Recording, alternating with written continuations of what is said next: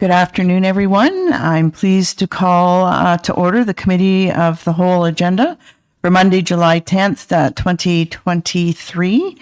Our first order of business is our land acknowledgement, and I'd ask Councillor Perry, please, to do us the honors. Oh, thank you. For more than 15,000 years, the First Nations walked upon and cared for the lands we now call home. Anishinaabek, Haudenosaunee, Ojibwe, and many others who were families, friends, and communities, the way we are today. The town of Collingwood acknowledges the Lake Simcoe-Nottawasaga Treaty of 1818 and the relationship it establishes with the original inhabitants of Turtle Island. We acknowledge the reality of our shared history and the current contributions of Indigenous people within our community. We seek to continue empowering expressions of pride amongst all of the diverse stakeholders in this area. We seek to do better and to continue to recognize, learn, and grow in friendship and community, nation to nation. Thank you very much. We have the adoption of the agenda, that the content of the Committee of the Whole agenda for July 10, 2023 be adopted as amended, noting staff report CAO 2023-08 titled Memorandum of Understanding with Nottawasaga Valley Conservation Authority, NVCA, for services and delegation from the NVCA has been added to item 5.3, and CAO 2023-09 Resources Review, Engineering, Environmental Services, and Public Works has been added to item 5.4. I have a mover and a seconder, please. Councillor Potts, Councillor Baines. Any comment, changes? All those in favor? And that is carried unanimously. Thank you very much. Are there any declarations of pecuniary interest?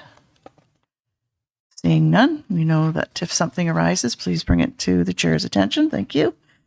And that will bring us right to deputations. And we have with us today our chair of the Collingwood Heritage Committee, Cathy Ruiter, who is presenting on the Graham Terminals, and thank you for accommodating us by being here for an early start. Oh, no problem. Thank you, Chair Jeffries, Mayor Hamlin, Deputy Mayor Pryor, and members of council. I'm Cathy Ruiter. I'm the chair of your Heritage Committee. Other committee members are joining via Zoom, and also with me in attendance is Sally Potts. The role of the Heritage Committee is to advise council on matters related to heritage. Members of the committee are appointed by council to serve in this role. I'm here this afternoon to speak to you about a letter contained in the minutes of the Heritage Committee's last meeting that is on the agenda for your approval today. The letter is in regard to the Terminals project. The letter was drafted by David Jeffries, vice chair of the committee, and he is a respected architect with extensive involvement in large projects. The letter was unanimously endorsed by all of the committee members. The purpose of the letter and my attendance today is to bring your attention to the remarkable opportunity that council, in partnership with the developers of the terminals, have to present the project. We want the potential investors and residents alike to see the terminal project in its best possible image. Current condition of the building is troubling to the Heritage Committee, and I know other community groups have spoken to you about this in the past. The letter, and I'm sure you've probably pored over it because you only have 129 pages in your agenda, but it is, please take a moment to read it through. And there was quite a lot of thoughtful discussion put into it. There are 10 items that have been identified by the group that are sort of what we think the priority items. I won't go through them today because I know you do have a lot on your plate, but please take a moment to read those over and consider them. This council and past councils have invested money, time, and effort to ensure that the terminals are preserved as they should be. A partnership between the town of Collingwood and the developers is an excellent opportunity, not only to preserve the building, but to have our major landmark ready for its new life as a premier destination. If this work can be done sooner rather than later, it benefits the residents and the developers alike. The project will be more attractive to all those involved if the remedial work is done now. As we were thinking at the meeting, as people are thinking to come to Collingwood, perhaps to invest, maybe the hotel provider, going to have a visit to the terminal building the way it is today is not the most attractive when you get up close, but there are ways that we could make it more attractive. And with the opportunity of having the partnership, then the cost of such a project would not fall solely on the taxpayers of the community. So we figure this is an excellent opportunity to encourage with the developers remedial work to present the terminals in its best possible light. And when people are coming to town that maybe aren't familiar with Collingwood, then they are seeing this as a really nice building, and that it shows that we're proud of it, and we are. And we want to make sure that everybody else knows that too. Plus, when the investors are looking at this investment, well, do I really want to invest in this building? You know, it's looking its best just now. It's showing its age, but we do want it to be tidied up and presented nicely. So we're hoping that that's something when I know you've already adopted the MOU, right? But in your future talks with the developer, that if these things could be considered, we'd greatly appreciate it. And we look forward as a key stakeholder to having further comments. I'm not saying that we're limiting ourselves at today. And if you have any questions, I'm free, but otherwise, that's just, I just wanted to make sure that you'd seen the letter and that you'd really paid attention, if you could, to the thoughts that contained therein. We do have the letter, and thank you very much for being here to preface the letter with your personal comments and pointers from the Heritage Committee. And I would just confirm, because I know it is on the consent agenda as well, but just to confirm with either through the CAO or Director of Planning as to how this will fit into our process, the request, in terms of the other things that we have on the go. So if that could just be clarified right now, then probably don't have to wait to the consent agenda. CAO, Director Valentine, I know Executive Director Peg isn't here or available. He's online. Oh, great. Welcome, Executive Director Peg. Hi, thank you, Chair. And I apologize for the confusion through the council meeting. I am here until 5:30 today. So I wanted to take a moment just to thank the Heritage Committee for pulling together the letter. They did warmly welcome Manager McNulty and I to their committee meeting via Planner Teagle, and we were able to hear some of their comments directly. In terms of the process from here, the Heritage Committee is a key stakeholder in the process and will be presented with a specific opportunity to provide additional comments. So certainly this letter has been received and has also been provided to the developers, so they're aware of the comments from the Heritage Committee to date, but there will be a planned engagement as well. In terms of the items raised, Council did approve some minimum maintenance budget in the 2023 budget for the grain terminals. So working with Manager McNulty, we'll try and address some of the minor repairs. I did take a drive down to the terminals and identify some opportunities last week. So I just, again, confirming that the Heritage Committee has been heard. We'll do what we can within the budget that we have. And certainly as we move forward, we'll consider these additional raised items and opportunities as they may present themselves. So thank you. Thank you very much. So that's good. Are there any questions from the committee in the meantime? Okay, seeing none. Thank you very much again. Thank you very much, and we'll be back to see you again. I'm sure. Yep, for sure. Yeah, we can run, but we can't hide. All right. So, as is kind of the prerogative here, and with your support, I'd like to move up the departmental updates in item number 6 so that we don't have some staff members having to endure some of the major items here. So I understand that remotely we do have Director Culver available and Museum Supervisor Melissa Shaw. So if we can have you join us remotely and give us your 2022 Museum Annual Report, that would be terrific. Welcome, Director Culver. Thank you, Chair. I'm actually going to simply more quickly defer to to Melissa. I'll just set up the conversation by saying, and I'm waiting for Melissa to come online. I hope she's there. But I'll just start by saying that so the annual report is a requirement of CMOG, which is, Melissa will explain the acronym, but it's our operating grant that helps to fund the museum. And we do it, I think it's every year as a requirement. And we just like to make sure that council is up to speed with the annual report, because usually it's full of, well, it's always full of some great accomplishments that that happen throughout the year. So without further ado, I'll hand it over to Melissa. Thanks so much. Thank you. I'm very excited to be here. I don't think anyone's favorite activity is preparing an annual report, but certainly the work that goes into it really does speak to the successful outcomes in a given year. And it's always a great reminder for staff to be able to look through and see achievements. And we can go to the next slide, please. As Director Culver mentioned, our annual report is a requirement for the Community Museum Operating Grant that we receive every year through the province. And it amounts to just under $22,000 a year. And we've been getting that grant for as long as I can remember. And I have grant applications going back to the 1980s because we like to keep things on file here at the museum.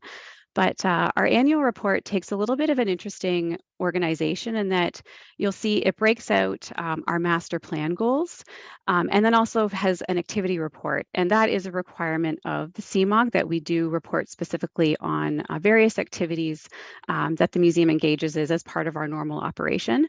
But our current master plan, which runs from 2020 to 2025, we worked on that in 2019, right before we went into COVID and everything changed. But our mission and the goals that we identified really do stay true into the present year. And in that process, we established a mission that was to be a relevant and engaging resource of Collingwood's heritage and collective memory. And we set out 3 goals. So all that we do is governed by our goals A and B, which are to become more relevant and engaging to our community, and goal C, which is to improve sustainability of our operations and the collections at the Collingwood Museum. The next slide, please. So general operations in 2020, it was shocking to go back. We were actually closed for all of January, actually except the first day of January. Then we closed down with all museums throughout the province. We reopened in February with our proof of vaccination requirement in effect. And that lasted until the 1st of March. And then even then, we still weren't quite at a normal operation, and that we weren't able to run our children's programs because we couldn't meet the province's cohorting requirement.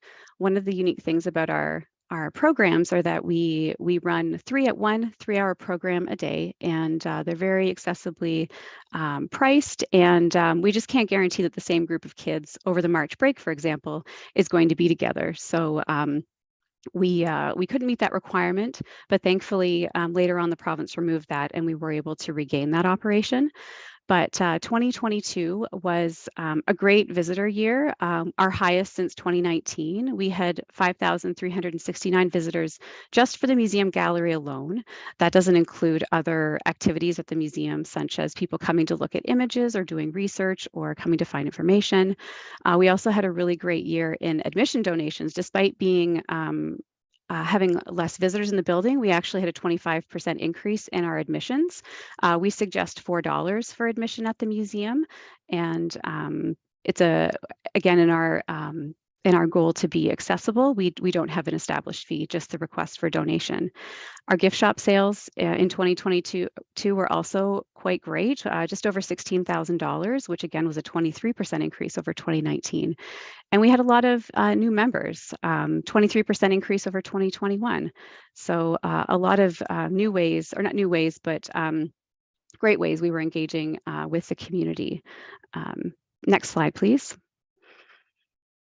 So with the removal of the cohorting requirement, we were able to welcome back our summer staff for the first time since 2019. So that was a great kind of relaunch into not only programs for children, but also collections work by summer staff. Throughout the year, we offered 34 3-hour children's programs with a total of 480 participants. And we were also able to go to community events such as the GNE. We had a booth at Live at the Station. We were there at Side Launch Days and the Christmas market. I think that was the inaugural oh no, I guess that was the second Christmas market that the BIA hosted, but we were downtown. And we had a lot of interest from the media. We were on CBC Radio twice, once in March for winning a March Madness contest with the Simcoe County Museums, and also to talk about ladies hockey in Collingwood in the 1890s. And then we were featured on CTV Barrie for traveling exhibits that we brought to the museum. And we were also featured on our local radio station. An exciting addition to programming at the museum in 2022 was the Hard Hats on Hurontario March that coincided with our Shipyard Social. That's become our flagship event. And last year, I believe, was our 6th annual. We'll be going into our 7th annual celebration of our shipbuilding heritage this year at the museum. We had about 30 former shipyard workers march with hard hats from Town Hall to the museum, and they were joined by a lot of family members and friends. So that was a wonderful addition, and the result of a request from a former shipyard worker. He actually named it and brought the idea to us, and we were so happy to be able to introduce that to the event. And we're hoping to carry that on this year. Next slide, please. And with our exhibits and collections are kind of those core activities that that we do as a museum. And for the first time in a long time, we were able to bring a traveling exhibit to the museum, and it was through the Royal Botanical Gardens, and it was called A Place to Grow. We had it for the entire summer, so we took that as an opportunity to include that in our summer programming. We had some community garden boxes added to the museum property, and we actually set up a staff-created exhibit about agriculture in Collingwood that featured some interesting items in the museum, but also a little bit of a history of Smart Brothers Limited, which ran in Collingwood from 1890 to 1970. A really exciting addition was the Hope and Healing Canada installation by Métis artist Tracy May Chambers. She started installing that. It was a textile installation. You can see a photograph there. That was in our 2-story tower. And it was just a way to introduce a new narrative into the museum. Often it's when you look at the way that museums are sharing history and telling history, it's usually by a limited number of voices. So this installation that we were able to feature was a great way to bring a new voice to the museum. And it had a great impact on the community. We had lots of people come by during the installation, and we had 85 students from Collingwood come in on the National Day for Truth and Reconciliation to interact with the exhibition. We were also able to welcome back our Community Collectors exhibit series, which features collections from local organizations or individuals. And last year it was the Nottawasaga Lighthouse Preservation Society, which we paired with a collectors and information night. So that was very exciting. And then speaking to our collections work with the artifacts at the museum, we were able to purchase Past Perfect Online, which is an online platform that will allow us to upload our collections so people can access the Collingwood Museum's photographs and artifacts from home. So we're really excited about that. We're hoping to launch that this year. And just a final note here, we did 96 historic photograph reproductions. I'm sure you've seen some historic photographs around Collingwood. Most recently, we've had photographs appearing in the Dorchester Hotel, Side Launch Brewery. The Collingwood Charters has rebranded their on-deck lager with photographs from the museum. So there's always really interesting ways that community members and businesses are interacting with the museum collection. And I didn't add this, but I also wanted to note that we did 122 community information requests. So those are individuals phoning, emailing, and coming into the museum to ask staff to help with research that they're working on. And 2023 is also going to be a really exciting operation at the museum. We're excited just to announce that we'll be open Monday through Saturday throughout the summer months. Today's the first Monday in July that we're open. So that was a really exciting kind of back to pre-COVID operation normality. And 2023 is going to be exciting because it's the 25th anniversary of the new Collingwood Museum building that was constructed in 1998. And it's also the 150th anniversary of the building that inspired this lovely building, our 1873 brick train station. So there's lots of exciting things coming up at the museum, and we're so excited to celebrate these with you. Thank you so much. Just terrific, Melissa. Congratulations on all the success and the turnaround since COVID that you've been able to achieve as a team there. It's pretty fascinating. I'll just see if any of the committee members here have any questions. I think you gave us a lot of information.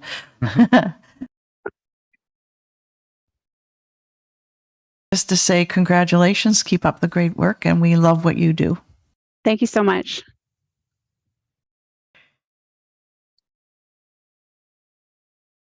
Right. So that was terrific. And so next up then we would ask, I believe I saw Manager Carter here. Come on up, Manager Carter. And we're going to have a report on the communications for Q1 and Q2 division plan and public engagement toolkit plan updates. So a lot more great information. Whole new swath of more information for you. We can skip just to the second slide. I'll go quickly through because some of it's repetitive from the last presentation I did back in April, I think. Sort of on the microphone here. So the Communications Division Plan update, this is a status update on Q1 and Q2 accomplishments. But first, just a quick refresh that the Communications Division Plan was approved by Council in April 2022 as a requirement for the Communications Coordinator role approval. Its vision is ensuring that an informed and engaged community through proactive communications and a variety of public engagement opportunities with Council. Two categories of transformational goals were included. That's green, our community, and blue, our internal. And each transformational goal has specific action items to be implemented.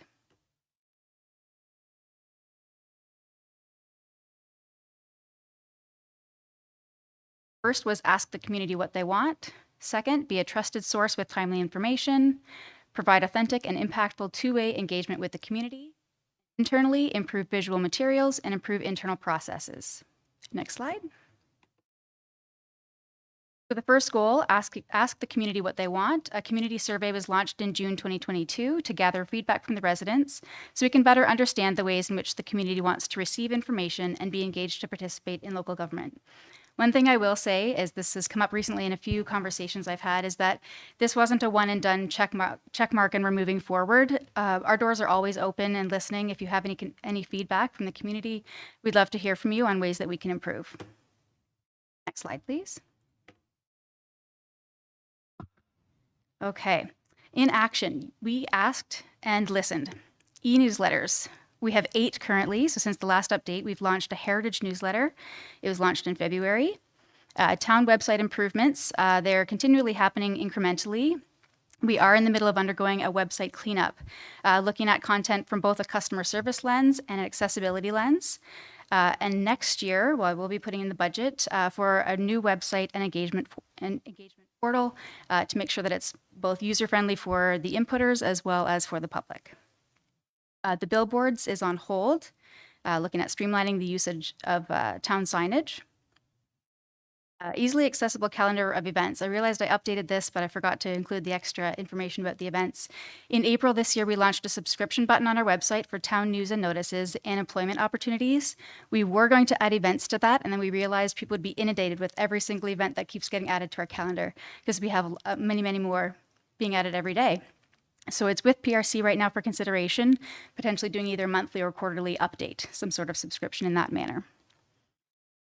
A kiosk at front of Town Hall with information and electronic billboard. Currently, we're considering this bit of a low-tech information booth. We have 2 different entrance windows when you enter Town Hall, the north side being available for third parties to book at no charge for nonprofit organizations to let the community know about events and things that are happening. The right side or south side, we've been using mostly for municipal information. So we've been using that to communicate about our different surveys and things going on for short-term accommodations, affordable housing, on-demand transit, and those sorts of things. Next slide, please. More announcements in online paper. We've expanded our existing news platforms. We've started to advertise in Collingwood Today, which is one of the most popular ways that the public has let us know that they receive their news and information. So we have what they call a Town of Collingwood hub page on collingwoodtoday.ca, which includes use of classifieds for notices, employment opportunities, and bids. And we're also using targeted advertising on this site. So we've just launched within the last 6 weeks or so. So we've been using some of this targeted advertising specifically for those surveys. So with the Affordable Housing Survey and the STA Survey. Sharing more about council. Creation of the Office of the Mayor page. This was done, I think, towards the end of Q1. And enhancement of the existing council page. The council page is expanding to include council bios. Citizen census. CAO Skinner might have more of an update on this at a later time, but an RFQ for the statistically significant survey to ask residents what items that matter to them most. That RFP closed May 18th, and I believe further details are to come. Public meet and greets. Council kiosks and booths will become a regular occurrence for the public to talk with members of council. There are currently 9 upcoming events, including the town booth at the farmers market for affordable housing, grain terminals, budget discussions, climate action, and more.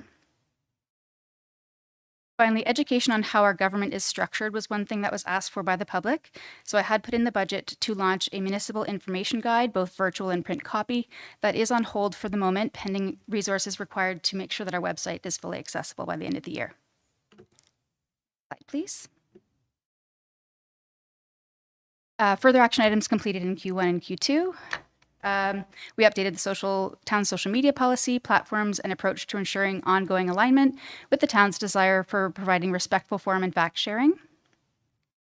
We introduced guidelines on appropriate levels and times of communications or engagement for the significant projects and role of communications division, implementing a streamlined procedure for communications approvals and how they get accomplished efficiently and quickly.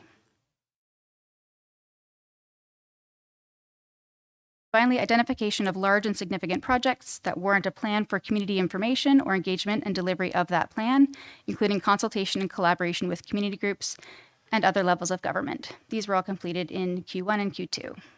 Next slide, please. Last piece from the division plan was review a revised outdated corporate style guide. It's an internal document that we use to ensure that corporate branding is consistent and all templates are made accessible. It's taken us a little bit longer to get there. We should be launching it, I think, tomorrow or the following day. It's just that there's a lot of pieces to the puzzle to come together to make sure we're meeting all of the new accessibility guidelines as well as our branding all in one document. Easier for staff to implement. Next slide, please.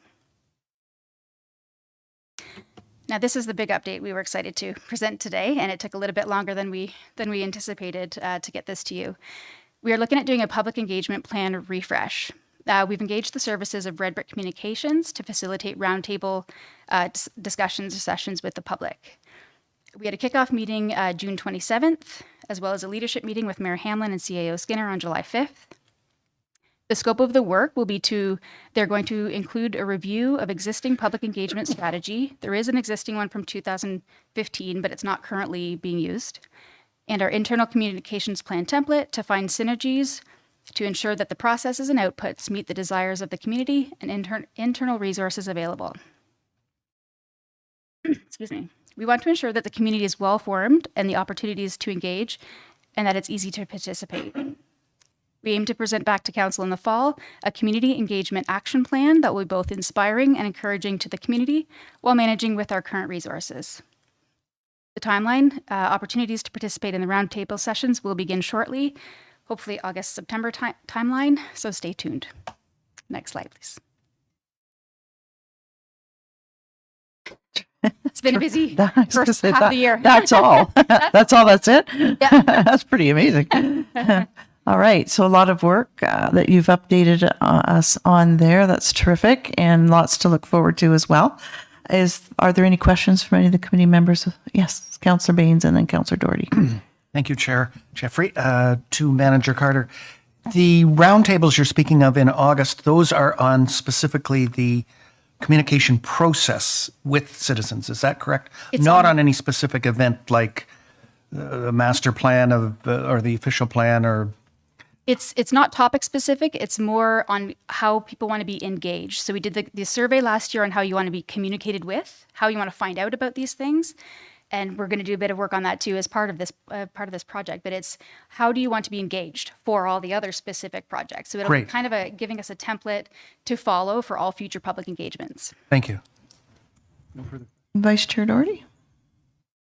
Yes, thank you, Chair. Just congratulating you on a pile of work well done. I'm curious to know those interviews that the museum benefited from, the CBC, CTV et cetera. Were those as a result of our media releases? Some are, yes. They've been quite popular the last couple of years. I made that comment to Melissa. They like to get in the news, and I find certain outlets are following us more, even though they might not be local. So we're definitely getting more interest. We're fielding more media inquiries, which is great. Great. Thank you. Okay, any other questions? Seeing none, thank you very much, Manager Carter, and enjoy your evening. All right, so I think quickly we'll go to number 7. Oh, sorry, Deputy Mayor? Thank you, Chair Jeffrey. Just while we're on updates, is it possible, I'm getting a lot of questions right now about the splash pad in the water park. Is it possible to get a latest and greatest update on where we're at with that? We'll see if Director Culver is still on the line and if he's available to give us an update. If not, we'll just have to receive. Oh, there he is. Director Culver, on the spot. How's it going? No problem. Thanks, Chair. So where we're at is we're actually getting ready to put something together to share with council on the status. It is we had a little hookup or hang up with the electrical hookup, but I believe it's being resolved as we speak. In which case, the next stage will be to commission the plant, introduce water to it. Do all of the calibration and testing that needs to get done in order to make sure everything's functioning the way it was intended to. We'll concurrently look at getting staff training accomplished in order to make sure that we can operate the park effectively and safely. I always hate putting dates on these things, but we are really optimistically looking at the 3rd week in July, 4th week in July, as for potential for public opening. But again, please stay tuned, just because while we're into the final details, there's still details, and we want to make sure that everything's functioning properly and safely for everybody's benefit. Thank you. That's great. Thank you very much, Director Culver, for that. Were there any, I should have asked, are there any other departmental updates before I move on? Not seeing any. Great. All right. So number 7, what we're aiming here is for a 4:30 recess until 5 o'clock. We'll take a 30-minute recess at 4:30. So we don't want to start anything too big and get caught in the middle of it and lose the context. So we're going to try and manage the agenda so that we can do our most effective work. So number 7 is reports and minutes of other committees and boards. That the minutes of the following committees and boards be hereby received and recommendations contained therein be approved. The Accessibility Advisory Committee meeting of May 18, 2023, the Collingwood Heritage Committee meetings of May 29 and June 19, 2023, and the Collingwood Heritage Committee of June 19th, 2023. Is there a mover and a seconder? Deputy Mayor? Councillor Potts? Okay. Any questions? Follow up? Okay, seeing none, all those in favor? And that is carried unanimously. Thank you very much. Then I think we can go to 5.2. Oh.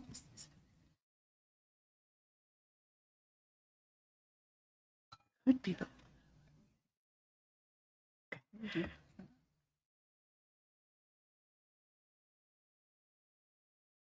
Okay. All right. Okay. We are going to go to now 5.1. Yeah, that works. 5.1, under staff reports, P 2023-22, approval and authorization bylaw to execute a site plan control agreement, Cranberry Trail East, Blue Fairway Phase 5 and 6. And first phase, town file number D111619. And I'm going to ask Director Valentine to introduce Senior Planner Mark Bryan, and I think she has some comments. Thank you, Chair. I'm just looking at the clock and knowing that we did receive a fair amount of correspondence from the public over the weekend. So there is a high level of interest in this particular file. And I'm just wondering if we could hold this until 5 o'clock. Just because I expect that there may be members of the public who would want to tune in or be present in council chambers. That was going to be my original intent. Staff believed that we had a. Could I have a show of hands from the gallery? How many people are here in attendance for this? Do you believe we need to give it till? Just give it till 5? All right. We got their support. Okay, good. All right. Scrap that. I'm going back to my original idea. All right. So now we will go to, let me see, what do I want to do first? I think we'll just get the consent agenda out of the way because that's easy peasy. Number 8 is the consent agenda, that the general consent agenda be herein received, and further that the information and opinions provided in the general consent agenda items are that of the authors and are not verified or approved as being correct. 8.1 is the Integrity Commissioner 2023 periodic report. And 8.2 is the Collingwood Heritage Committee re the grain terminals, which we heard about in our deputation. There was no request to pull anything. Is there a mover and a seconder to receive, please? Councillor Baines, Vice Chair Doherty. All those in favor? And that is carried unanimously. Thank you very much. All right. So now we're going to go to 5.2. T 2023-14, new Tecumseth and Town of Collingwood Joint Water Committee terms of reference. And I'm going to ask Director Peggy Slama to introduce this. Thank you. Thank you, Madam Chair. I'll speak to the staff report in front of Council this afternoon on behalf of Treasurer Quinlan and CAO Skinner. So as part of the water supply agreement signed last August with the town of New Tecumseth, one of the requirements was to create a joint water committee to deal with any matters that may arise under the agreement. Examples of these matters include reviewing the planning process for the initial and future expansions, reviewing the maintenance and capital budgets along with the asset management plan, reviewing the supply rate, including consumer price index increases and updates to the financial model, and attempting to resolve disputes between the parties prior to the parties engaging in the dispute resolution procedure included in the agreement. The intention of the Joint Water Committee is to have staff meet regularly to discuss and align the operational matters in a transparent manner, which is achieved through minuted discussions that are shared with council and the public. Additionally, included in the agreement, in the original agreement under Article 10, was that the committee terms of reference be developed prior to the end of August 2023. So that's one reason why we're before you in July. The staff report before you today summarizes the draft terms of reference for consideration by both municipal councils and is also being brought forward to New Tecumseth Council this evening. A copy of the signed agreement is attached to the staff report. And I just want to go through a few highlights from the draft terms of reference. So they include the purpose of the group, which is to deal with all matters that arise under the water supply agreement. Each town will appoint 3 representatives, which will include a chair, financial management representative, and a technical and operational representative. Additionally, there will be an administrative support person, may be used to support the chair in preparing minutes and agendas. The committee may approve the creation of subcommittees to address particular issues or opportunities, and this will be documented in the minutes of the meeting. Meetings will be held at least twice annually, and ad hoc meetings may be called for any pressing or emergency matters. Minutes will be published for the public unless there are items that qualified to remain confidential, according to the Municipal Act. The committee is intended to provide consensus-based decisions, and where consensus is not achieved, the dispute resolution procedure under the original agreement shall be adhered to. And periodic reports will be made to both respective councils from the committee members attending.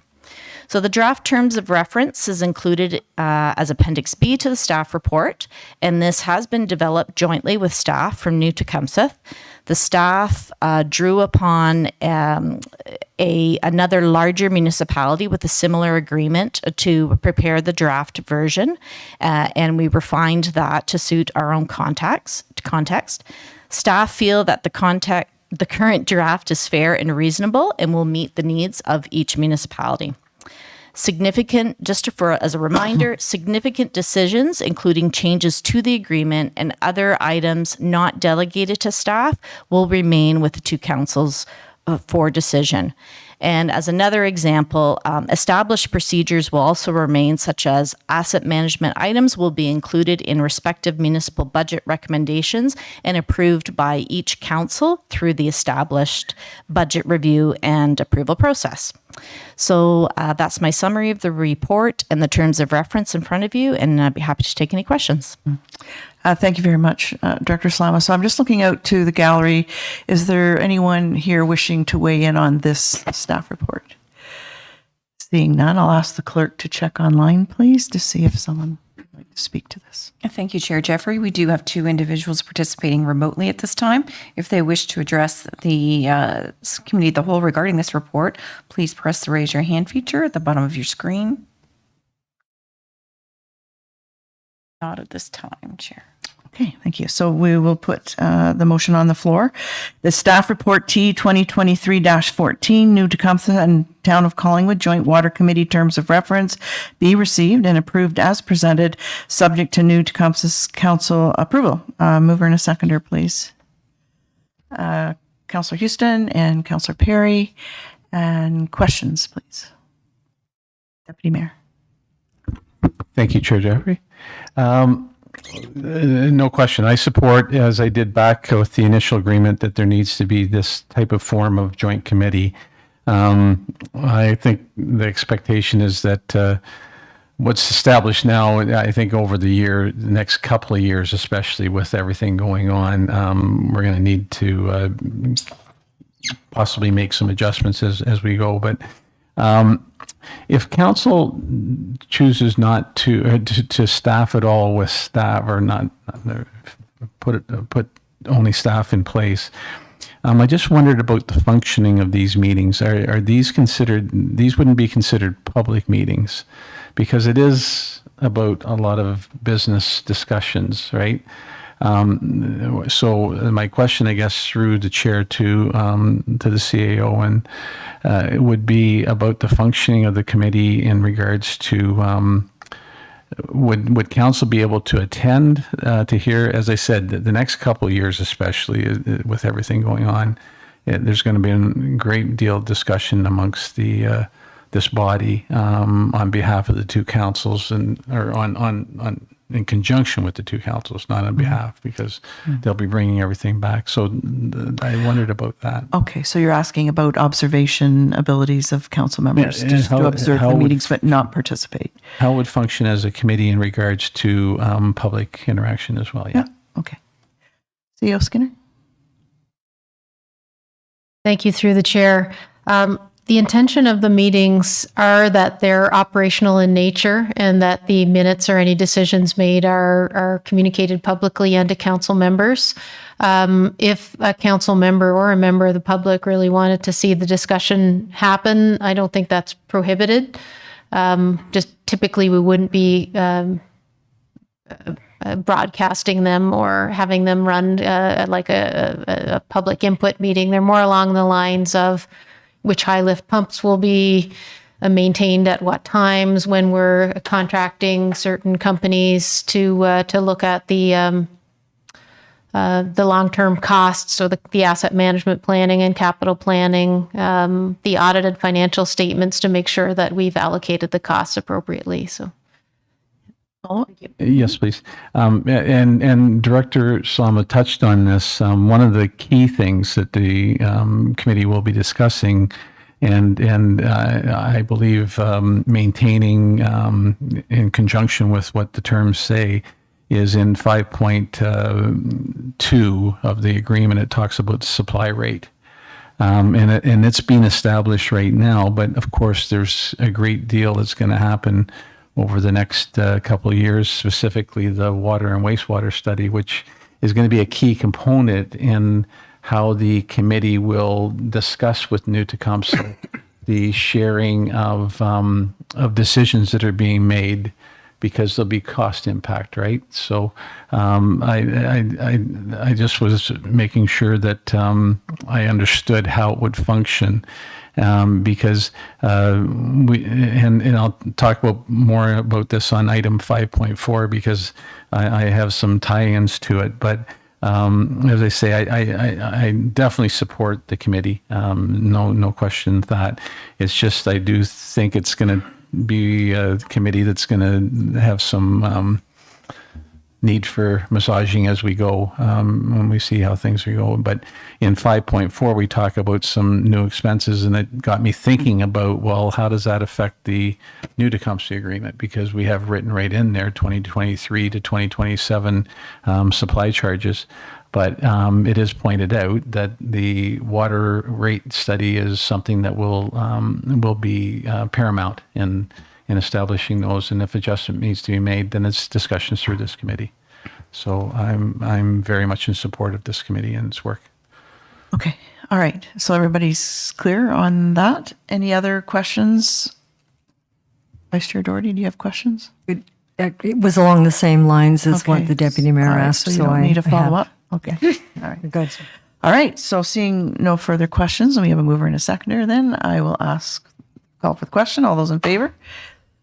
And that is carried unanimously. Thank you very much. Thank you, Director Slama. All right. 5.3, we cannot do till after 5:30.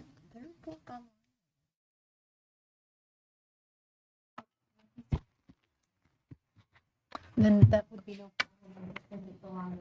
Okay, so if you could confirm, Clerk Almus, that they're prepared to go, then I will I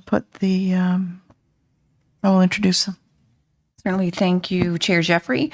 We understand that we do have in our attendee list representatives from the NVCA. We are planning to break between approximately 4:30 to 4:40 till about 5. Are our panelists interested in going before that time, or would you prefer to wait until 5:30 or later? If so, please press the raise your hand feature.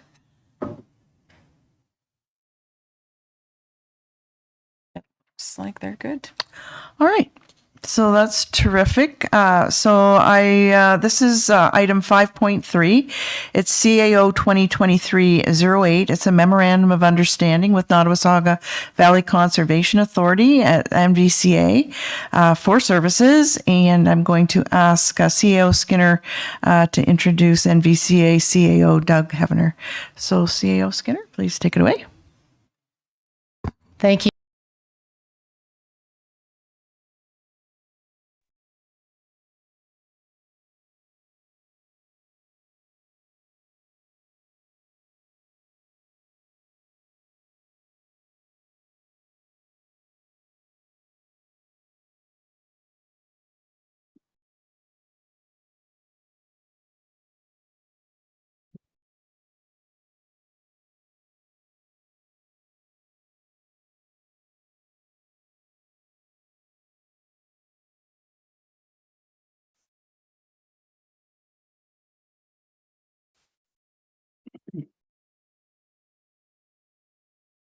So, gentlemen, welcome, and the floor is yours.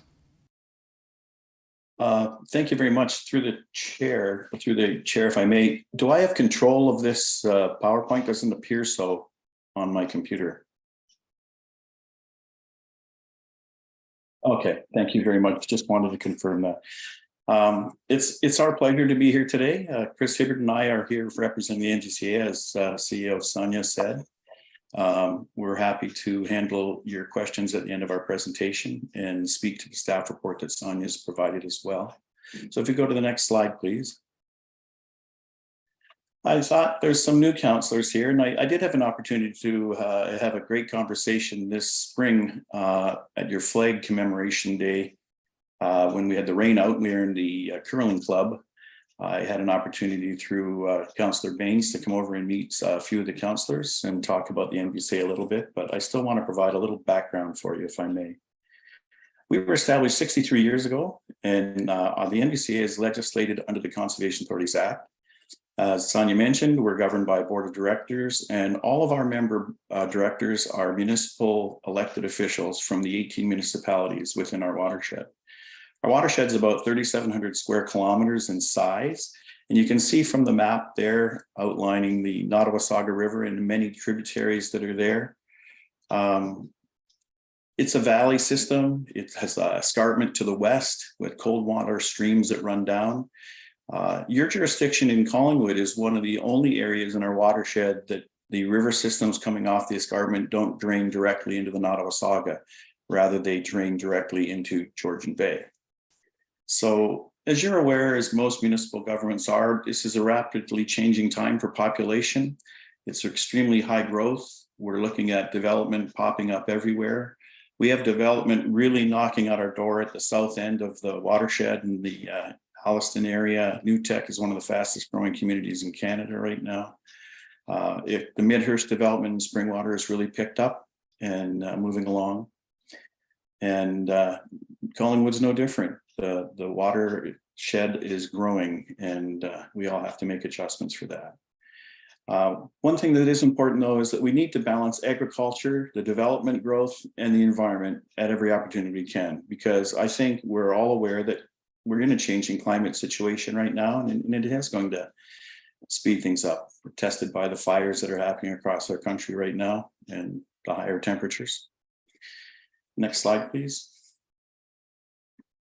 So the Conservation Authorities Act asked us through sections 21.1, 21.11, and 21.2 to produce programs and services for each of our municipal members.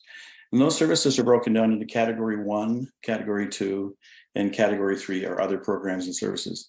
The category 1 services are core or mandatory services that we provide to you. We don't need to go into any type of an agreement to offer those, and that breaks up the lion's portion of our levy funding goes into that. The category 2 items, we currently don't offer a lot of category 2 items to any of our municipal partners at this time. And the category 3 items for our budget range in a low of about 1% to a high of about 9.5% of our levy funds are category 3. So you can see the category 1 is the lion's share of our budget. Essentially, category 2 are programs that are municipal programs that you would like to see us work with your municipality to deliver. In the category 3 or the other programs, the board may deem that there's something important from a watershed-wide lens that we think is important, and we could bring that to the memorandum in a memorandum of understanding and apportion the levy to handle that situation. Next slide, please. There's been a lot of things moving, a lot of moving parts, which you're well aware of, but one that's really been brought home for municipalities is Bill 23, More Homes Built Faster Act. It doesn't have tremendously adverse effects to the conservation authorities. It does change a segment for us in the natural heritage management that we do. We still are involved in natural heritage. We're definitely involved in wetlands. Where the separation comes is in the Planning Act and on the planning files. We won't be speaking to that any more in the future. At this point right now, I'd like to invite Chris to come in and speak a little bit more in depth on Bill 23 and some of these changes, if that would be fine with the chair. Thanks, Doug, and through the mayor. So Bill 23 was approved in November. What we were waiting for was the associated regulations, which was in this case Ontario Reg 59622. It describes the acts that where our role is to be focused on natural hazards, source water protection, things like that. Really paring down what we did on natural heritage. Natural hazards do include things like stormwater and wetlands. So there is some connection and overlap there. And your staff and your peer reviewer have been great in terms of discussions and trying to coordinate that, where we're involved and where you as the town are taking that role on in a broader sense. And we appreciate those conversations and those continued ones. So the key thing is natural hazards in terms of coastal hazards, riverine floodplain and erosion hazards, such as erosion hazards can include meander belt and slopes, but also stormwater management as it impacts on natural hazards and wetlands. Those are the key things that we're focused on now. And we've had discussions with your staff, and we'd be probably looking to make the planning partnership agreement, and we've talked about that, more Bill 23 friendly with some minor adjustments to reflect those changes. And then I'll hand it back to Doug. Next slide, please. So the Memorandum of Understanding, we produced this for all our municipal partners. The tentative due date is January 1st, 2024, so ending December 31st, 2023. But the reality of that is that we start our budget process. We've already started our budget process. So we really need to bring these agreements into place in July, August, September at the latest. If we could have something by July or August, that would be great. As always, when we do this budget process, we'll deliver our budget to our municipal partners and provide you with 60 days to identify and deliver any joint priorities that you need done in the budget. The Memorandum of Understanding has been set up with an Appendix A, which provides the programs and services, and it outlines all the Category 1, Category 2, and Category 3 items that we have. It will have an associated cost. It will clearly identify the levy costs in it as we move forward. Right now, when we first delivered this with cost, we looked at a 5-year average cost from 2016 to 2021. That budget came in at about $5.6 million. Our current budget for 2023 is about $5.7 million. So we see this as a status quo moving forward and maintaining this. The MOU will run for a 4-year period as we see it, with an opportunity for an exit clause if we needed to have that happen. We will have the opportunity to vet the budget. Any changes that can happen would happen during that 60-day period where we clearly identify what we need to do. And then once the budget's confirmed and approved by your councils, it would move forward. We're looking at trying to really be transparent. When this first idea came forward, it was almost as if it was going to be a cost-cutting exercise. And levies is a calculable amount. It's based on the apportioned population across all the watershed. And so essentially, if you were looking at the MOU and saying, okay, well, we're just going to eliminate everything except for the Category 1 costs, and we'll have that will be a cost savings. What we would do as a CA is we would take those cost savings and we would put them into additional Category 1 services. So there's really, it's a net movement on funding. I think that the programs that we deliver for excellent cost, and we'd like to continue to do that.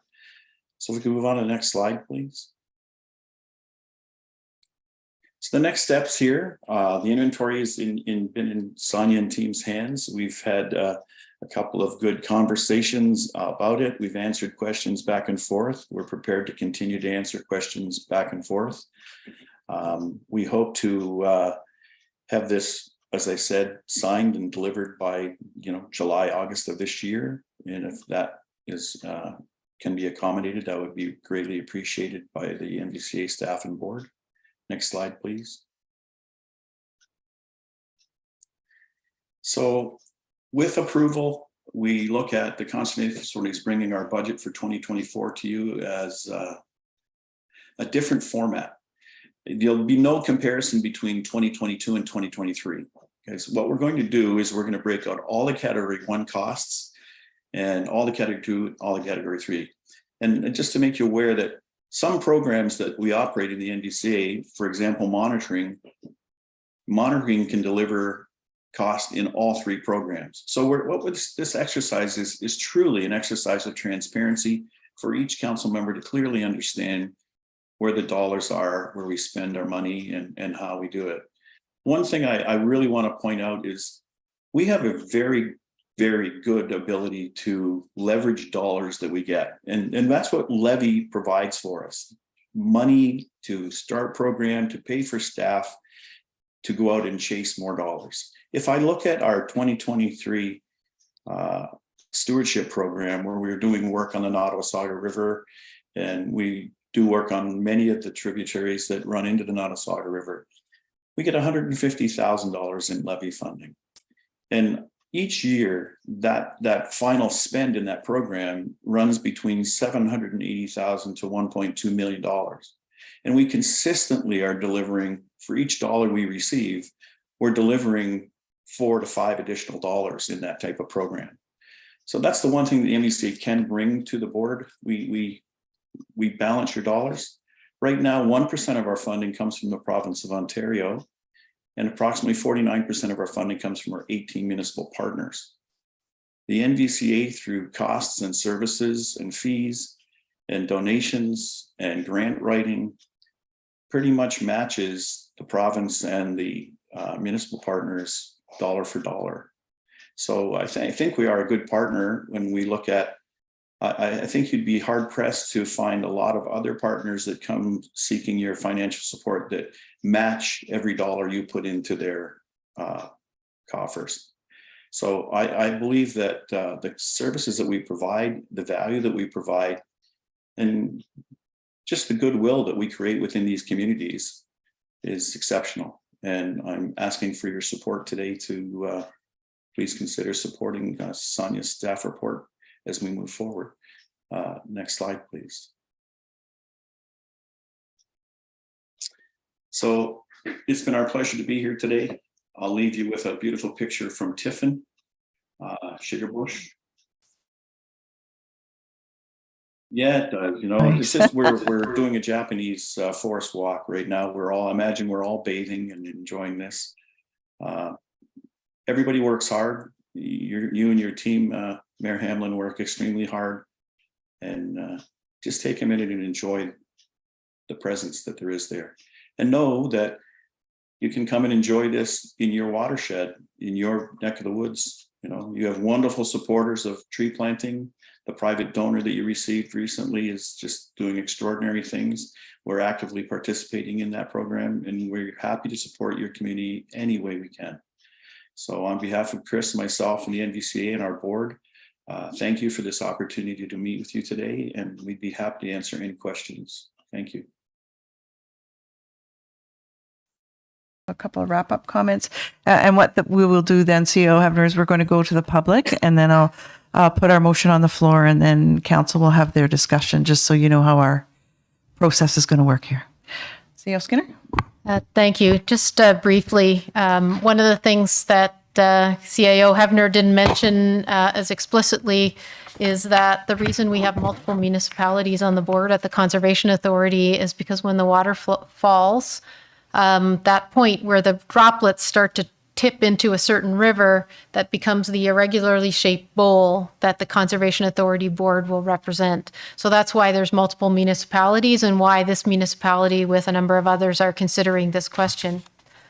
The Conservation Authority has some very important regulatory powers. Those are about the protection of people and property due to flooding, upwave, uprush, unstable slopes. It's very important to us as staff, and I believe to council, that they provide us with, or that they do that regulation with the appropriate skills. This current year, the levy to the Conservation Authority was about $286,000, just over $286,000. So they do stretch that a long way to get the engineers and technicians that they require to provide input on natural hazards. Natural heritage was mentioned briefly, but the green and the bugs and the bees and the natural and the significant woodlands and the like. We get our primary advice now from an external engineering consultant. So we have some more control of timelines and the like to make sure that council has that information to make decisions on development applications and more. The staff recommendation has been that we opt into the full set of services. This question, as CAO Hevenor mentioned briefly, is more about where you wish the Conservation Authority to focus, more so than potentially the actual change to that $286,000 levy, in that if the funds are not used for one of the programs that the council's determined they're not as interested in, they would be reallocated to one of the priority items, engineering or otherwise, that the Conservation Authority does deliver. There was a comment earlier today about whether or not there were significant NVCA lands within our watershed. And there are some quite significant acres of land with the Pretty River and also the Black Ash Creek area that are managed and owned by the Conservation Authority. And pending your decision, a more detailed planning agreement, more on the operational level around documents that go back and forth and the types of advice that are provided would be updated. There's an existing agreement in place for those more detailed items. Thank you. Okay, thank you. Is there anyone in the gallery who would like to comment or question with respect to this report? Seeing none, Clerk Almas, could you please check online, please? Thank you, Chair Jeffrey. There is one individual participating remotely. If you wish to address the staff report, please press the raise your hand feature. Okay. All right, so the motion that we're considering tonight at committee is that staff report CAO 2023-08 Memorandum of Understanding with Nottawasaga Valley Conservation Authority, NVCA, for services be received, and that council opt to participate in all Nottawasaga Valley Conservation Authority NVCA programs and services that are offered under the Conservation Authority levy, and further that council authorize the mayor and clerk to enter into a memorandum of understanding MOU or other agreements as needed with the Nottawasaga Valley Conservation Authority, NVCA, for the delivery of the mandatory and council-selected programs and services per the Conservation Authorities Act. Can I have a mover and a seconder, please? Of course, Councillor Baines and Councillor Ring. And are there any questions? Councillor Baines. Thank you, Chair. I'd just like to point out that CAO Hevenor neglected, perhaps, but he's got so much other important stuff to mention that a trip 45 minutes south to the wonderful Tiffin Center is wonderful to experience this Japanese forest bath, if you will. You can also pick up marvelous and tasty maple syrup, and if you wish and have someone who is that age, a wonderful place to have a wedding. So there are wonderful benefits to our relationship with the NVCA, not only those that CAO Hevenor has pointed out, but also what I've just pointed out. Thank you. There you go. Thank you. Mayor Hamlin. Thank you. I know the Conservation Authority does do wonderful work, but I have a question about, so this is something a friend of mine brought to me who, they had a 2-year, so they have a 2-year time limit to do some changes to their home, before which they wanted to buy a home in Collingwood, and their home had a small creek going through it. And they needed to have the Conservation Authority weigh in to how much they could build towards the creek. And they could not get the answer they needed in any kind of time frame. They ended up hiring one of our big engineering firms, who also had no trouble. All to say, at the end of the day, they lost, after a year and a half, they totally lost the timeline. And he's a major doctor at a facility in Toronto. And so they're not now moving to Collingwood. So here's my question. What does the average person do when they're not able to have their items dealt with at the Conservation Authority in a reasonable timeline? And is there a normal timeline that our community should expect to receive responses by? Thank you. You're directing that to CAO Hevenor? Yes, thank you. Thank you. CAO Hevenor, are you still there? Yes, I am. Can you hear me? Could you help us with the response to the mayor's question, please? Yes, I certainly can give that a good shot here. There is a measure that we provide to our board of directors, and it's available on our website. It's called the CALC. It's how we deliver our permits within a 90-day window for our permitting situation. Right now, what you're describing is the 2% to 8% of the permits we deal with, we miss our timeline. So we're at 92 to 96% on delivering our timelines in most cases. The reason that often the reason that timing would run out and people would experience the situation or a scenario that you've just provided, Mayor Hamlin, would be that they couldn't meet the needs of the regulation, where we adjudicate the process on behalf of the province. We try to find ways to make a home fit on a property, even though it may be in the floodplain. That's what we do. If we relied on simply the letter of the law, there'd be no development within the floodplain, period, stop. None. Sorry to interrupt through you, Madam Chair, because this isn't the question. Mayor Hamlin, just Okay. wait. Okay, let CAO Hevenor finish, All right. and then I'll allow you to follow up. I'd be finished now and I'd like to be corrected. That would be fine. I'm sorry if I misinterpreted your question. Okay, thank you. All right. Mayor Hamlin, if you'd like to clarify. Thank you. your Sorry to interrupt. It's just that their particular issue was they just couldn't get a response. It wasn't that they couldn't meet things or they were having a dispute over, interpretation. They just could not get their plans looked at. So I'm just wondering, because I wasn't mayor when they were going through most of this and I was sort of in the dark as to how to deal with this. But would you have a suggestion if I get someone in the future who has this problem, how to address it? Thank you. Thank you. CAO Hevenor, a recommendation for us? To address Mayor Hamlin's question, certainly call the CAO of the NVCA. I'm not familiar with your case that you're discussing, but when someone calls our office and they reach out to me directly, I follow up immediately with a response to that question. And we do an investigation and follow through. I get very few phone calls from people. So I know that if I'm personally searching for answers and seeking for answers, I look for the senior decision maker within the organization and seek that person out and ask that question. I think that would be a really good, appropriate place to start. I'm very sorry that this situation happened, but that might be a place to start in the future. Thanks so much. Okay, thank you. Councillor Baines? Just as a follow-up to that, I can confirm that. I had a similar circumstance in regard to a neighbor just kitty corner from me and spoke with CAO Hevenor about this, and this was resolved. Okay, thank you. All right, so if there's no other questions then, all those in favor? Oh, yeah, I've got to move in a sector, yes. Okay, all those in favor? And that's carried unanimously. I'll just note for the clerk that the mayor has left the meeting for a few minutes. Okay. All right, so it's still unanimous. All right, so 15 minutes is going to be enough.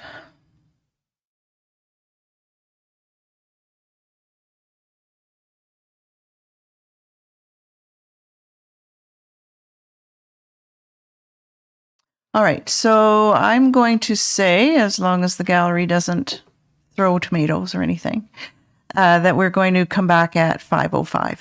We'll give ourselves 20 minutes to have a break. We've been here since 2. So we will see you at 5:05.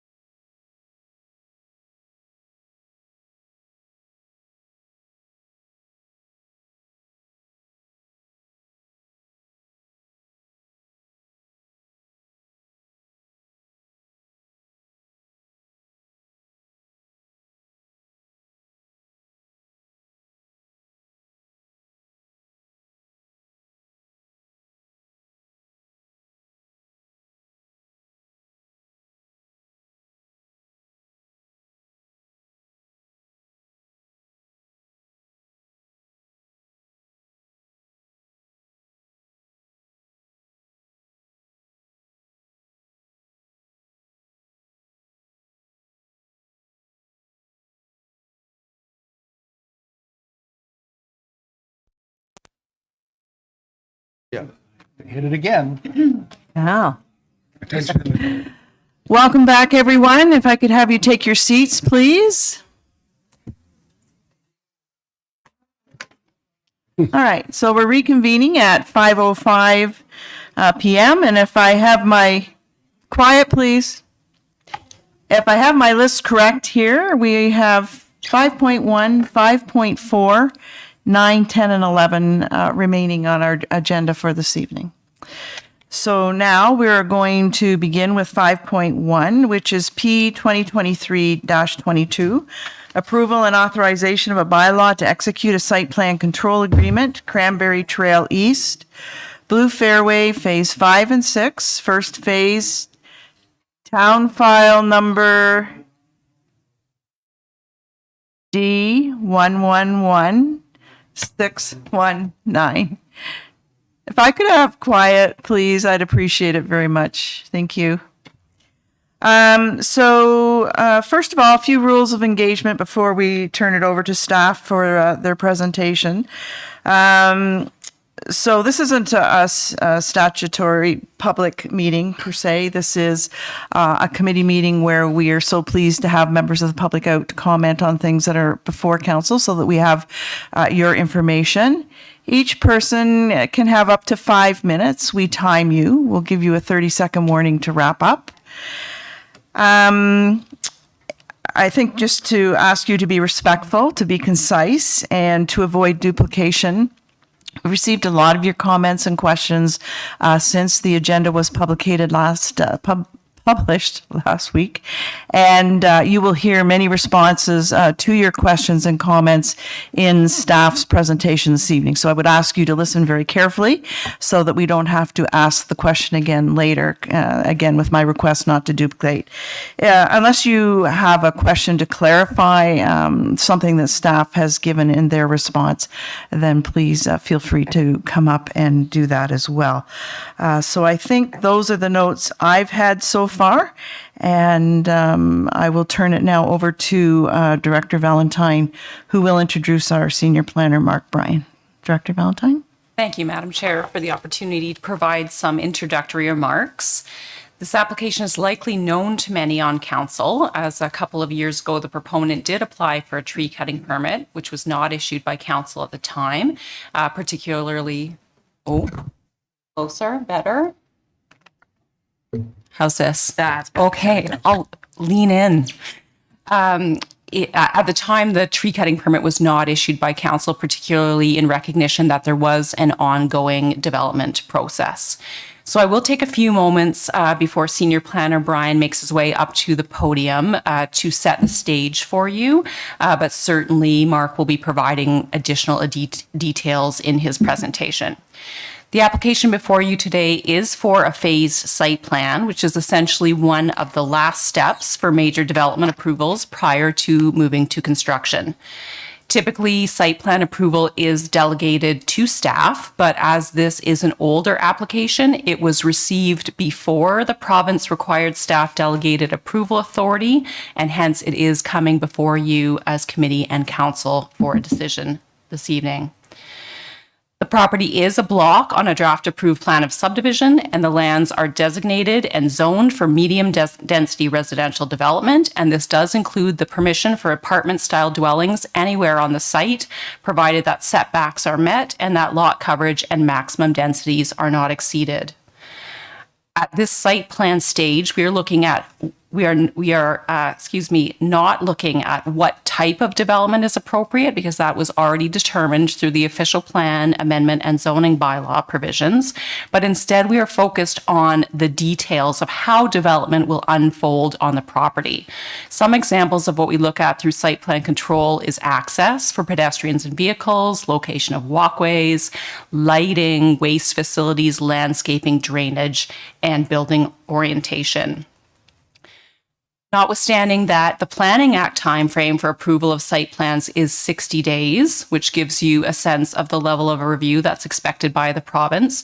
We've had this particular application in hand for almost 5 years, and it has underwent quite an extensive analysis and review at this point beyond the Planning Act requirements. There is no public meeting, as the chair mentioned, for a site plan application, and there's no ability for third parties to appeal site plan decisions under the Planning Act, although it is our internal practice, as you will note today, to provide a courtesy notice when the staff report comes out and provide folks with the opportunity to make their comments at the appropriate time. The chair also mentioned a number of emails that we've received. Staff have reviewed them all over the weekend, and we have seen some outright objections to this proposal come through via email. However, I would suggest that it would be challenging for council to turn down this development in its entirety because it does meet the established provincial, county, and town policies, regulations, and guidelines.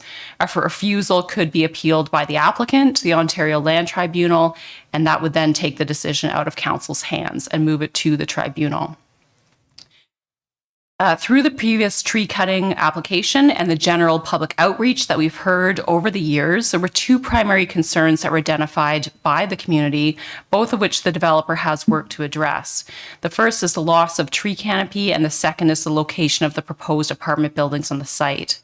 I would note that some additional matters were also highlighted over the weekend related to signalization, road connections, and the groundwater or water table levels, and those will also be addressed in the presentation. Though only phase 1 is being advanced today for consideration of approval, and this is in accordance with our servicing capacity allocation policy, which requires large developments to be phased. Staff did review the entire site plan as a comprehensive package. So to the two main concerns of the public, specific to the tree canopy, the site was analyzed by qualified professionals, and it was determined that the existing woodlot was of low quality.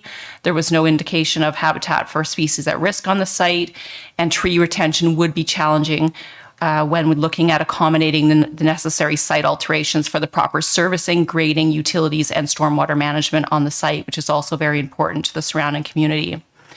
However, an extensive tree replanting program has been submitted through a plan, which more than doubles the town's current requirement of 30% tree canopy at maturity.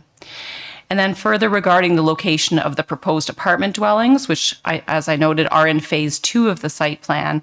These are located 120 meters from the closest dwellings. They're separated from those dwellings by golf course lands and enhanced plantings, and have been designed to reduce overlook and streetscape wall effects.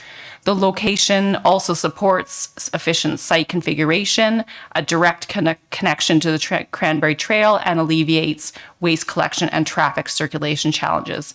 So thank you, Madam Chair. I will hand it to Senior Planner Brian at this time, and also take a final opportunity just to remind Council that municipal servicing capacity allocation is not being committed through this approval. Rather, if Council deems it appropriate to approve the first phase of this site plan, it will be conditional on receiving servicing capacity, and it will be brought forward in the fall batch process for consideration under the servicing capacity allocation policy. Thank you, Madam Chair. Thank you. Senior Planner. Thank you, Madam Chair, members of committee, and members of the public. This presentation will provide an overview of the proposed residential site plan application located at the current end of Cranberry Trail East, and the development is known in its entirety as Blue Fairway Phase 5 and 6. Next slide, please.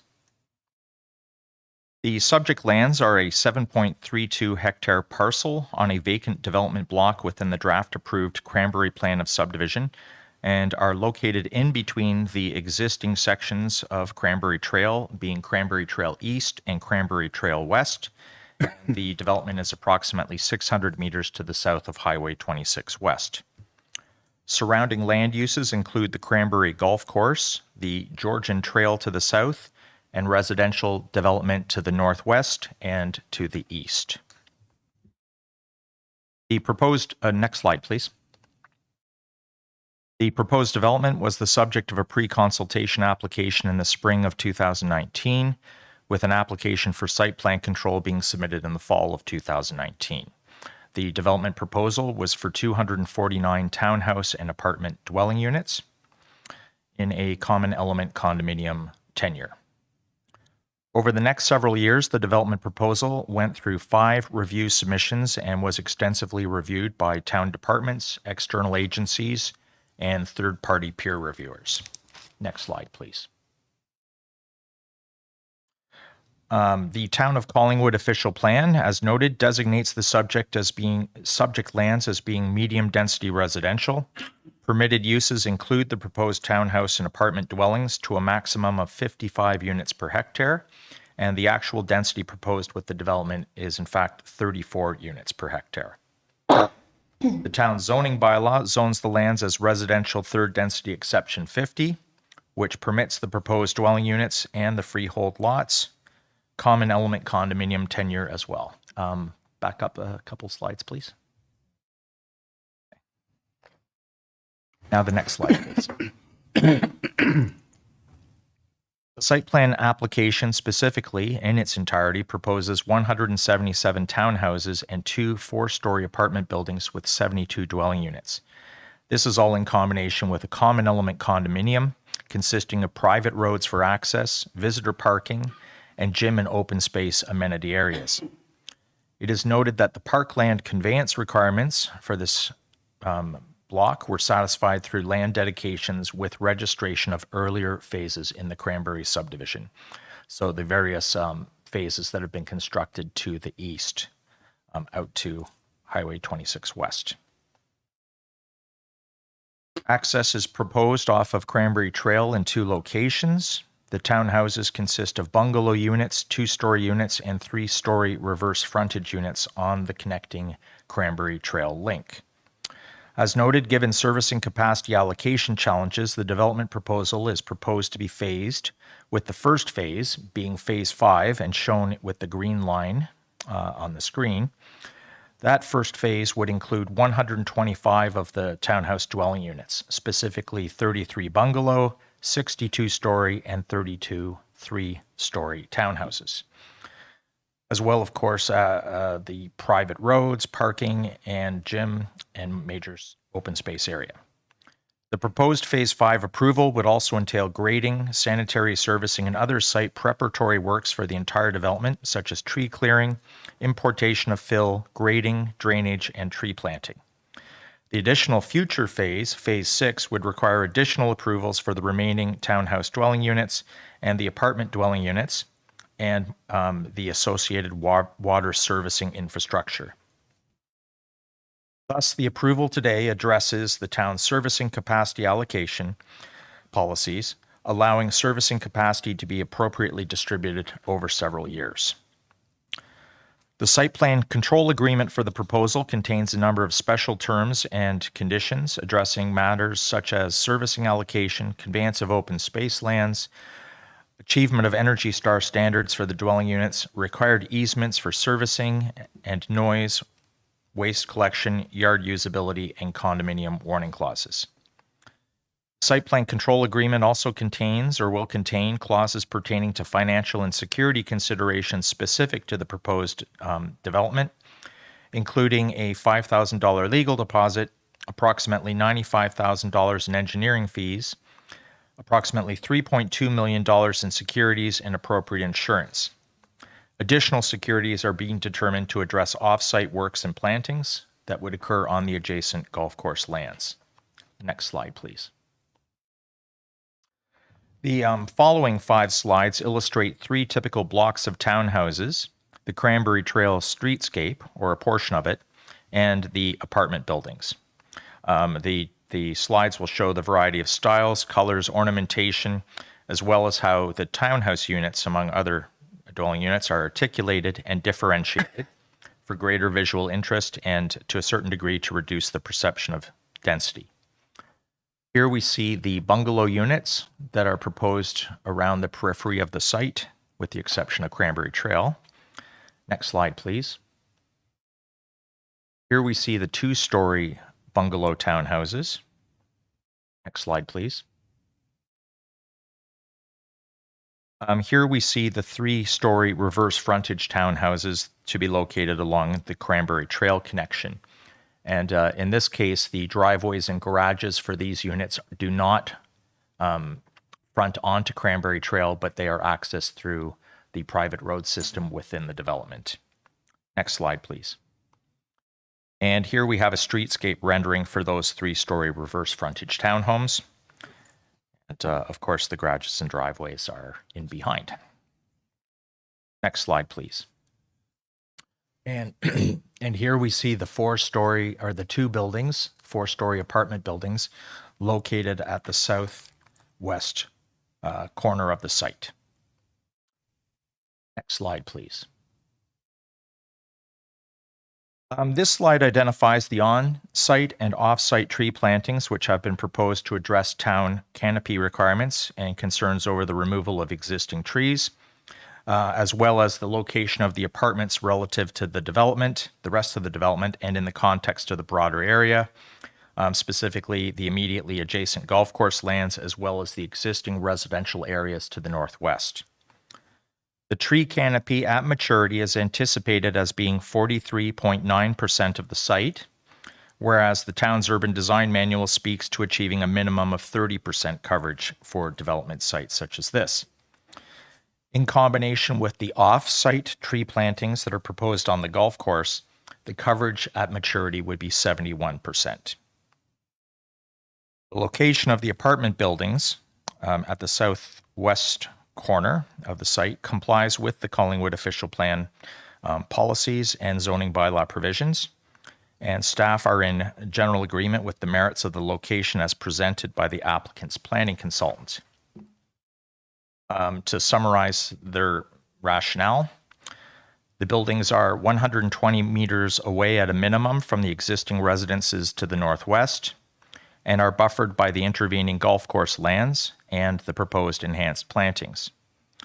The location avoids height and massing impacts on the Cranberry Trail streetscape, and that means that it's avoiding a wall effect that would start to happen in combination with the existing apartment buildings that have been constructed to the east as part of an earlier phase. The location reduces overlook over the proposed townhouses to the north and northeast, so within the development and in the broader area, as the apartment building balconies face south over the golf course and adjacent lands.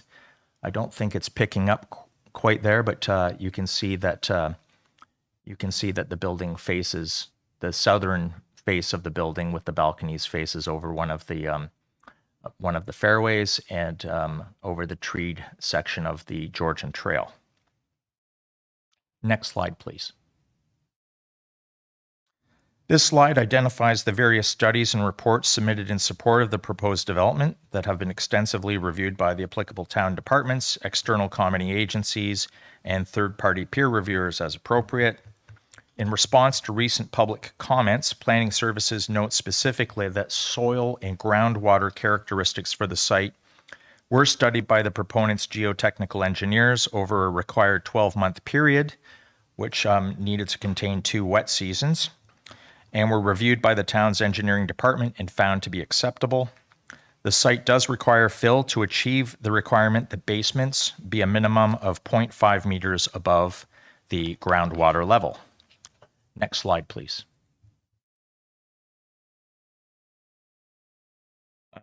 In terms of analysis and outcomes, the proposed development is consistent and in conformity with all of the applicable provincial and municipal planning policy and regulatory instruments as outlined in the staff report. The proposal contributes to the achievement of complete communities in compact urban form, helping to complete an existing subdivision and constituting intensification within the town's built boundary. The development helps to complete the vehicular Cranberry Trail east and west connection, and also helps to trigger the signalization of the Cranberry Trail and Highway 26 West intersection, which is to be addressed through the associated subdivision agreement. It's anticipated that the signalization would be installed prior to the opening of the connection, joining the 2 sections of Cranberry Trail, and staff, of course, are trying to ensure that installation of the connection and signalization occur as early as possible. The development also further expands the provision of a diverse range and mix of housing options in this part of the town, including accessory dwelling units, which are proposed to be included in a number of the townhouse units. I believe it's 26 accessory dwelling units that are being proposed within the Phase 5 portion, with the residual to occur through the future approval of Phase 6. It's noted that no specific affordable housing units are proposed within the Phase 5 approval, but there are ongoing discussions with the developer regarding affordable housing in the future Phase 6 apartments. Subject applications were circulated to town departments, applicable third-party peer reviewers, and external commenting agencies for review. And the majority of matters have been sufficiently addressed at this point. There are a number of minor outstanding site servicing and phasing delineation issues. In other words, we need to make sure that the drawings capture the phasing that was indicated on the earlier slide.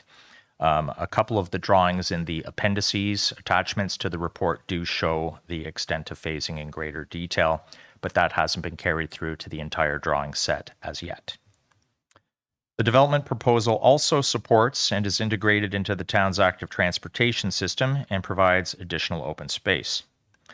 As noted, it provides a substantial increase in tree canopy and appropriately addresses the location of the apartments.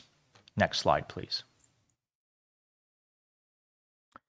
As noted, what is before committee this evening is a conditional phased site plan approval that is limited to the first 125 townhouse dwelling units and associated works generally for the entire site. This is the Phase 5 portion of the development, which to this point has been referred to as Phase 5 and 6. The future phase, Phase 6, will include the remaining 52 townhouses and 72 apartment dwelling units, as well as the associated private roads and water servicing for the dwelling units. The conditions of approval for Phase 5 include confirmation of municipal servicing capacity allocation for townhouse dwelling units and the gym, resolution of any outstanding comments, including revisions to the drawings to clearly indicate the phasing and details of the Phase 5 approvals, receipt of documentation from the Cranberry Golf Course confirming acceptability of matters affecting the golf course, including tree removals and plantings, grading and drainage, and servicing easements. Another condition is final approval and registration of a subdivision plan and agreement. That would be needed to create the block on which the site plan would be registered, and also to create the block on which the Cranberry Trail connection would be created. The final condition, it would be actual execution of the site plan control agreement with the town, and it's noted that any tree removal would be prohibited until such time as the required agreement is executed. Next slide, please. In summary, the principle of development has already been established through the official plan, zoning bylaw, and existing draft plan of subdivision approval. The subject lands are located on part of the last significant development block within the draft-approved Cranberry plan of subdivision. Servicing allocation is to be phased and is reflected in the phased nature of the site plan approval. Approximately 109 single dwelling unit equivalents, or SDUs, of water and 150 SDUs of wastewater are needed for Phase 5. Servicing capacity allocation, as noted, will occur through a future process in the fall, probably either as an exemption to the provisions of the town's interim control bylaw or as required under the servicing capacity allocation policies in general. Final resolution of the outstanding minor technical matters are to be addressed through the conditional site plan approval. Finalization of the associated plan of subdivision agreement is necessary to create the block to register the site plan agreement and is well underway. Then we would have execution and registration of the site plan agreement, and it's noted that the site plan and related approvals will be needed to address the future Phase 6 dwelling units, water servicing, and other remaining site works. Additional future process will include the submission and review of applications for condominium exemption and part lot control to create the intended tenure. And this concludes my presentation. I'm available to answer any questions that committee may have, and would note that the applicant is also attending this evening, should members of the committee have any specific questions for them. Thank you. No, thank you. There's a lot of good information there. All right, so we will start with the public. Is there anyone from the gallery this evening who would like to make comment or has a question that was not covered by staff's presentation? If you could just show your hand, I'll call you up. Yeah, gentleman at the back and then the gentleman at the front. If you just state your name for us, that would be great. Afternoon. My name is Dave Dixon. I'm the current president of Blue Fairways Phase 2. I'm an original owner of our home. We moved in August of 2017.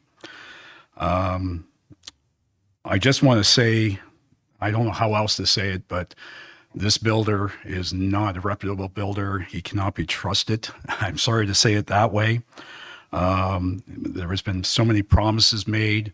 Everything we found has been delayed on getting stuff done. We've had problems with flooding in our area.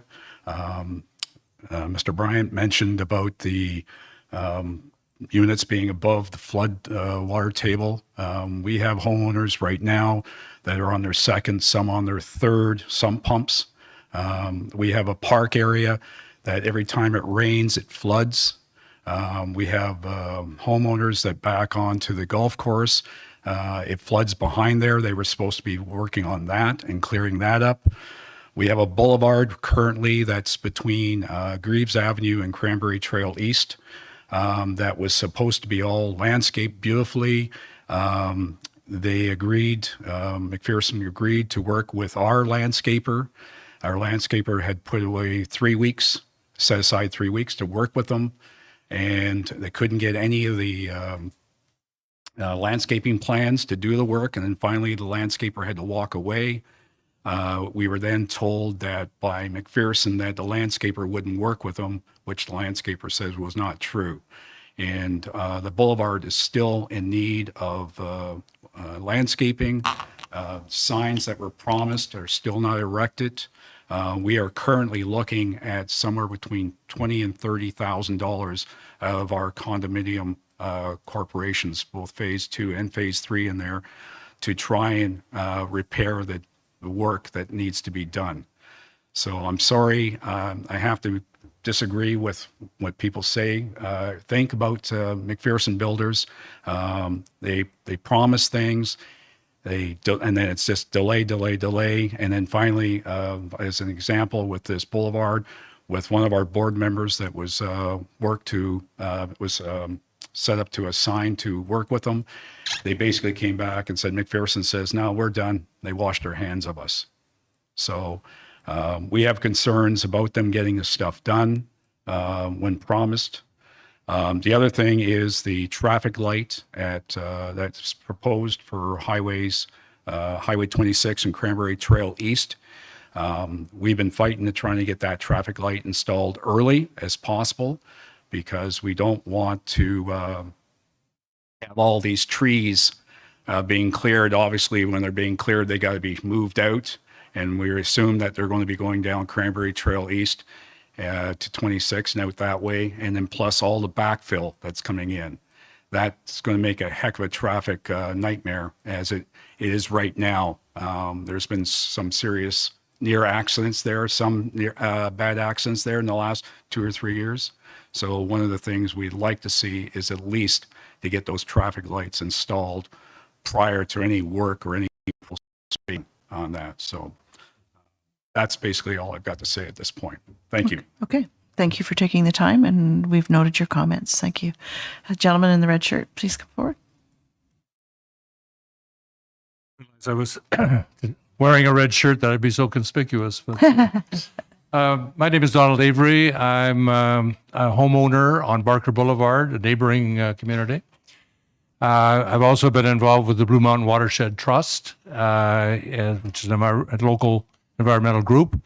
And I happen to be a historian who's writing a book on the Niagara Escarpment and issues of environmental justice and problems with a lot of focus on this area. My concerns came to surface about 2 years ago when I wrote several memos, emails, and letters to the council, to the planner of the time, Mr. Bryan's predecessor. And I raised issues initially about the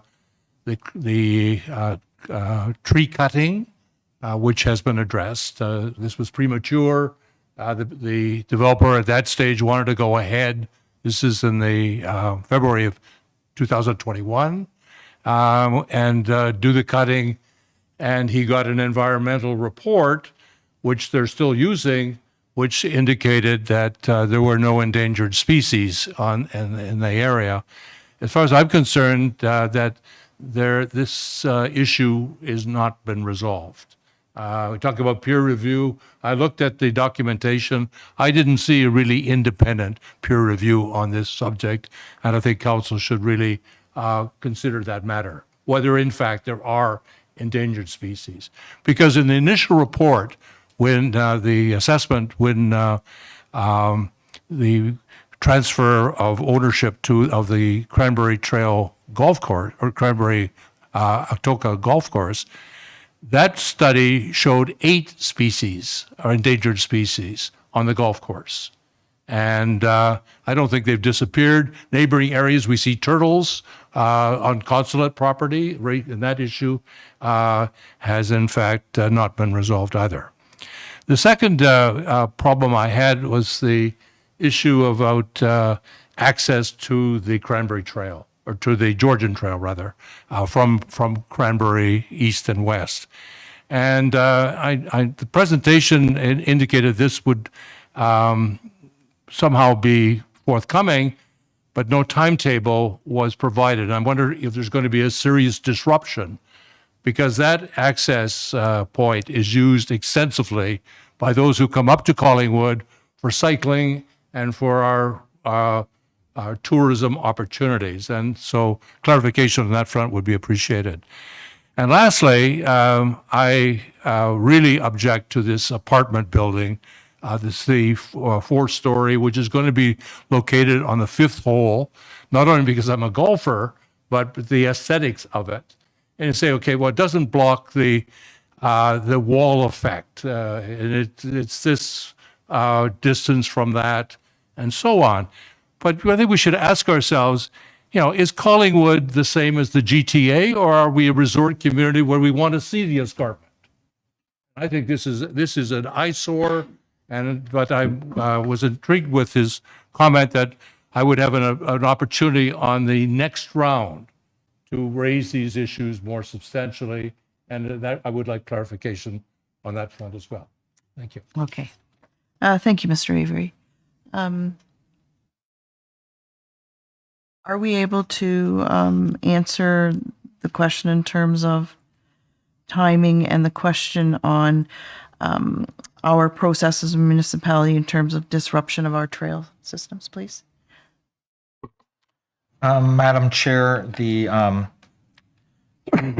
the subdivision final plan review and registration process, the subdivision agreement, it has been made clear to the developer that we want that trail connection identified as a block to be conveyed to the town as quickly as possible for construction of the trail, so as to avoid a major disruption in terms of connectivity.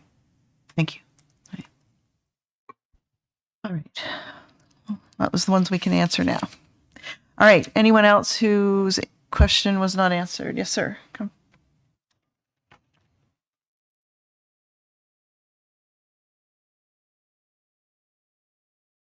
Hello, my name's Dan Hennessy. I've been a resident of Tanglewood since 2009. There are 2 comments I'd like to make about what I've seen today and heard. One has to do with the traffic light, which is becoming progressively worse. The worst I've seen was after 3 snow days when traffic was backed up all the way from 26 and Mountain Road to pass Lighthouse. The traffic has been increasing. It's been very difficult to get even turning right onto 26 from Cranberry East. Turning left is a nightmare. The second point, and this has to do with me personally, I have diabetes and a heart condition. The nearest bus stop to me that I would use to get either to the shopping center at 26 and Mountain Road or downtown, it takes me longer to walk from my house to the bus stop, which is at Oxbow. There are two there. They moved one bus stop from the street immediately after Cranberry Road East further down to Oxbow, which makes it very difficult for me to use. Both of these issues are included in the plan.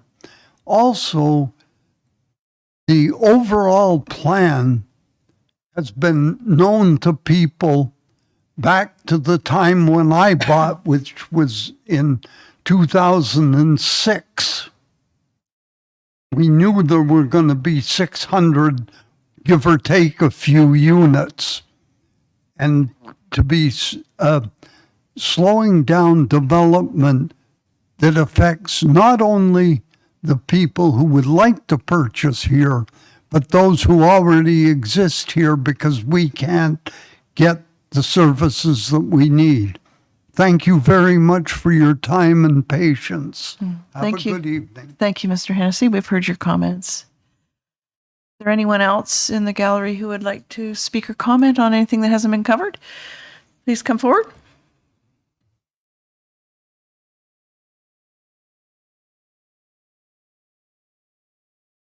My name's Pam Dixon. Hey, Pam.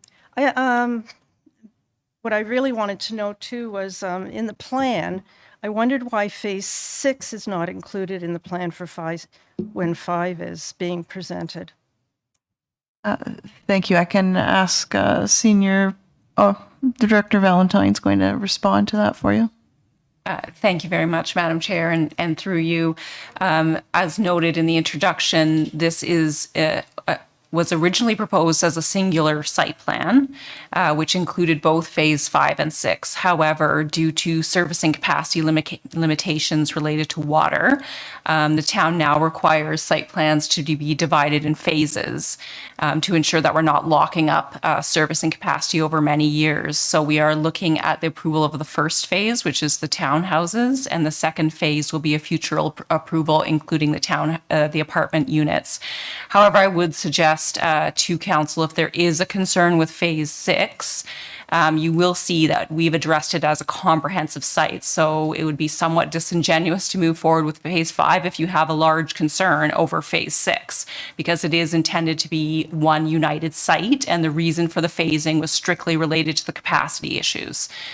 So I would encourage council to also discuss any concerns with phase 6 at this time. Thank you. Does that answer your question? Yes, I just wanted to point out that we purchased in phase 2 of the Cranberry Blue Fairway area.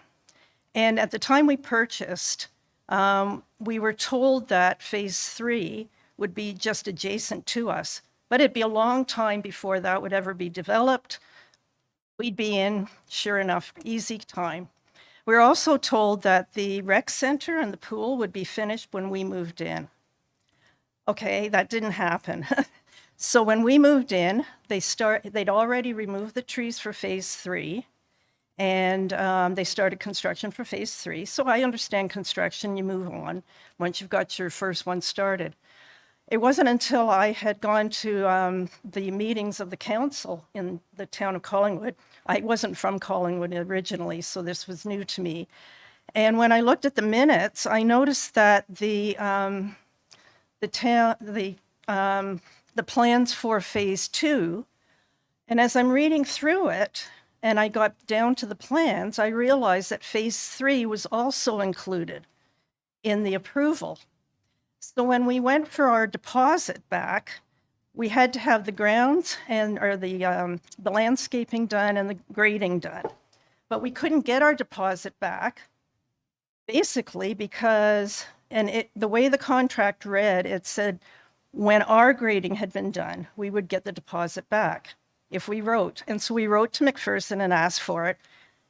And we got delays, I think it was over a year. And what we found out, it all sort of appeared to us was trapped into phase 3 being completed also. So we waited so much longer. And that's why I ask about phase 6.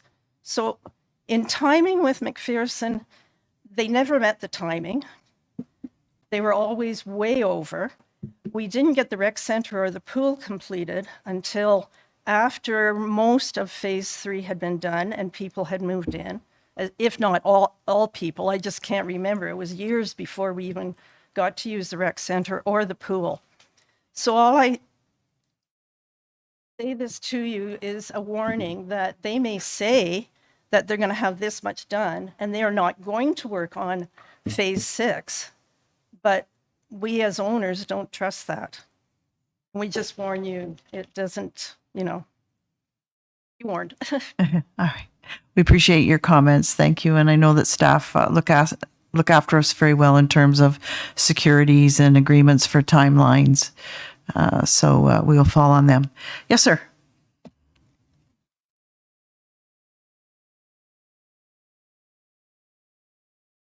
Good afternoon.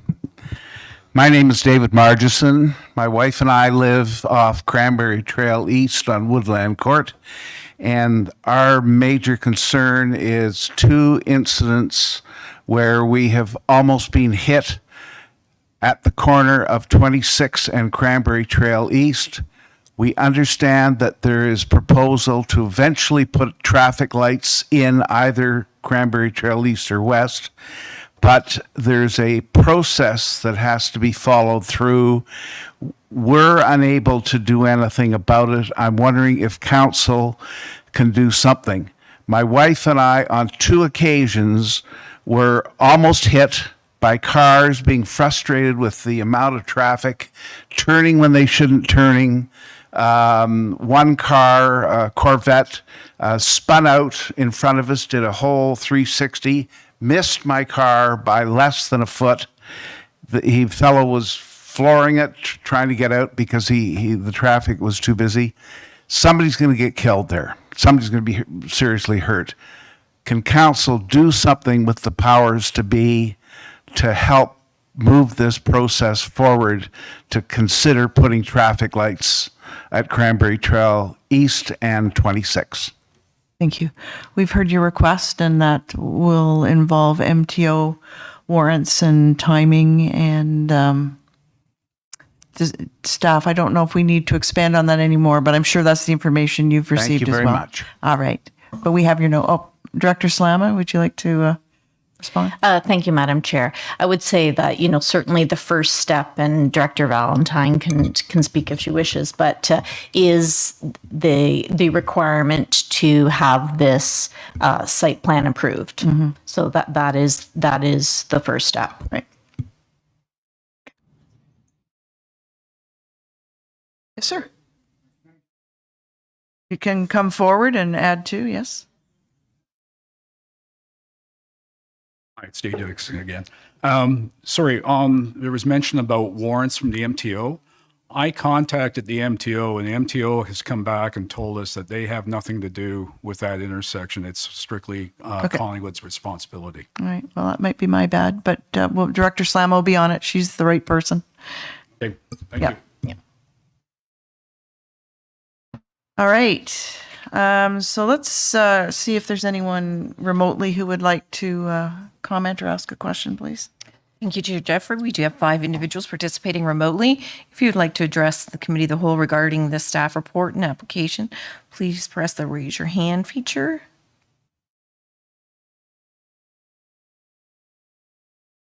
And there is not at this time.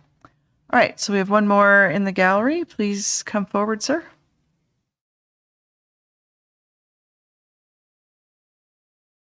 Thank you, Madam Chair, members of the committee. My name is Russell Higgins, principal of McPherson Builders Limited. I'm here tonight with two of my colleagues, Joseph Mirabella, who is our VP of Land Development, and Amanda Stellings, who's our Manager of Land Development. Both Joseph and Amanda are urban planners in the employ of McPherson.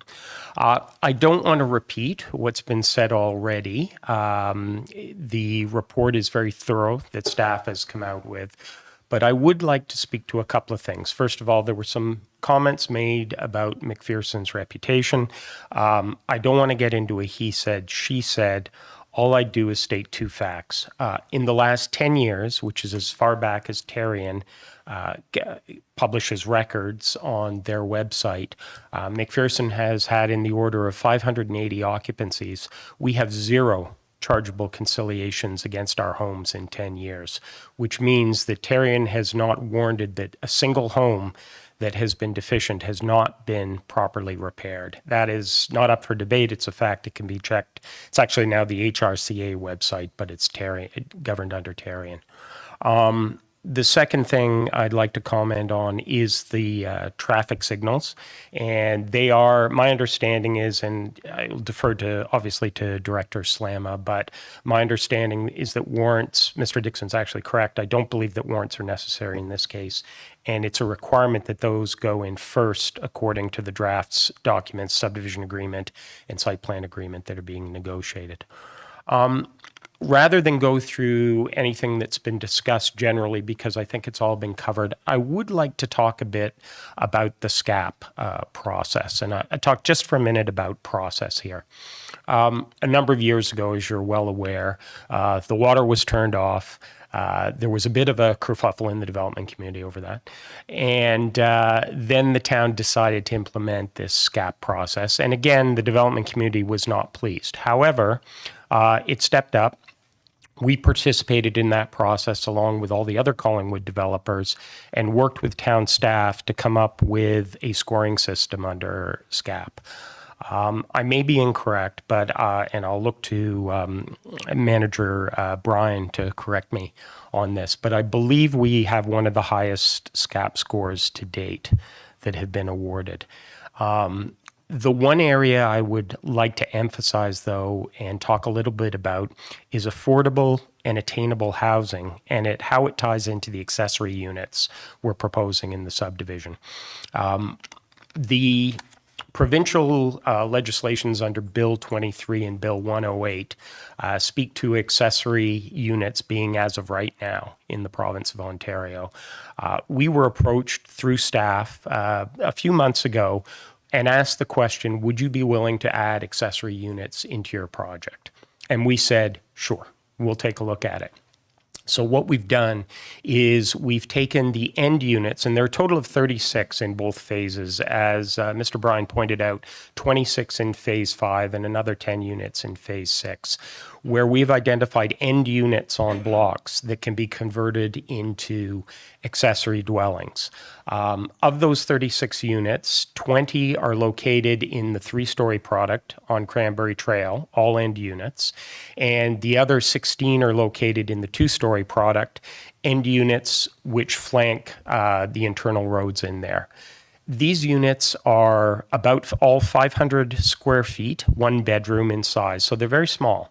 And they've been taken out of what were larger units and made into basically 2 units. It's counted as 1 unit. It's an accessory dwelling. The point being that those will enable buyers of these units to rent them out. And we've looked at a couple of things here. One was the concern that exists here and in the Blue Mountains and in other municipalities regarding Airbnb.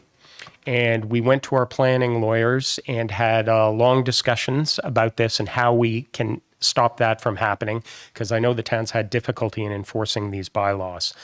And what we did was we've come up with a solution which we forwarded to town staff, where we've got sort of a belt and suspenders approach here. We are going to have the units, first of all, in the condominium documents, it'll be strictly forbidden and give the condominium corp the power to enforce it.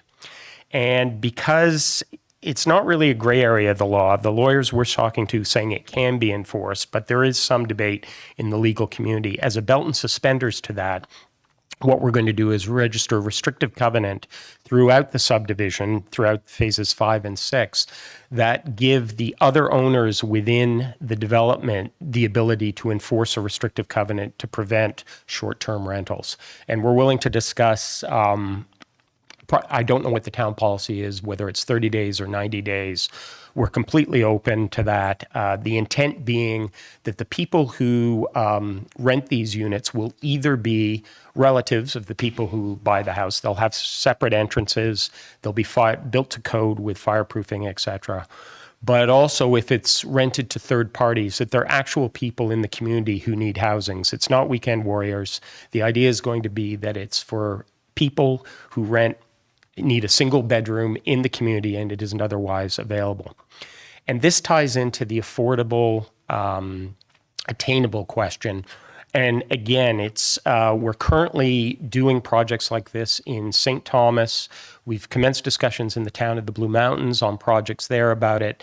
It's very difficult to pin down the exact numbers. My understanding is, and I stand corrected if I'm wrong, but the number currently being bandied about in Collingwood for a one-bedroom unit is about $1,000 a month. We're not guaranteeing that, but I would ask council to consider the fact this is 500 square feet.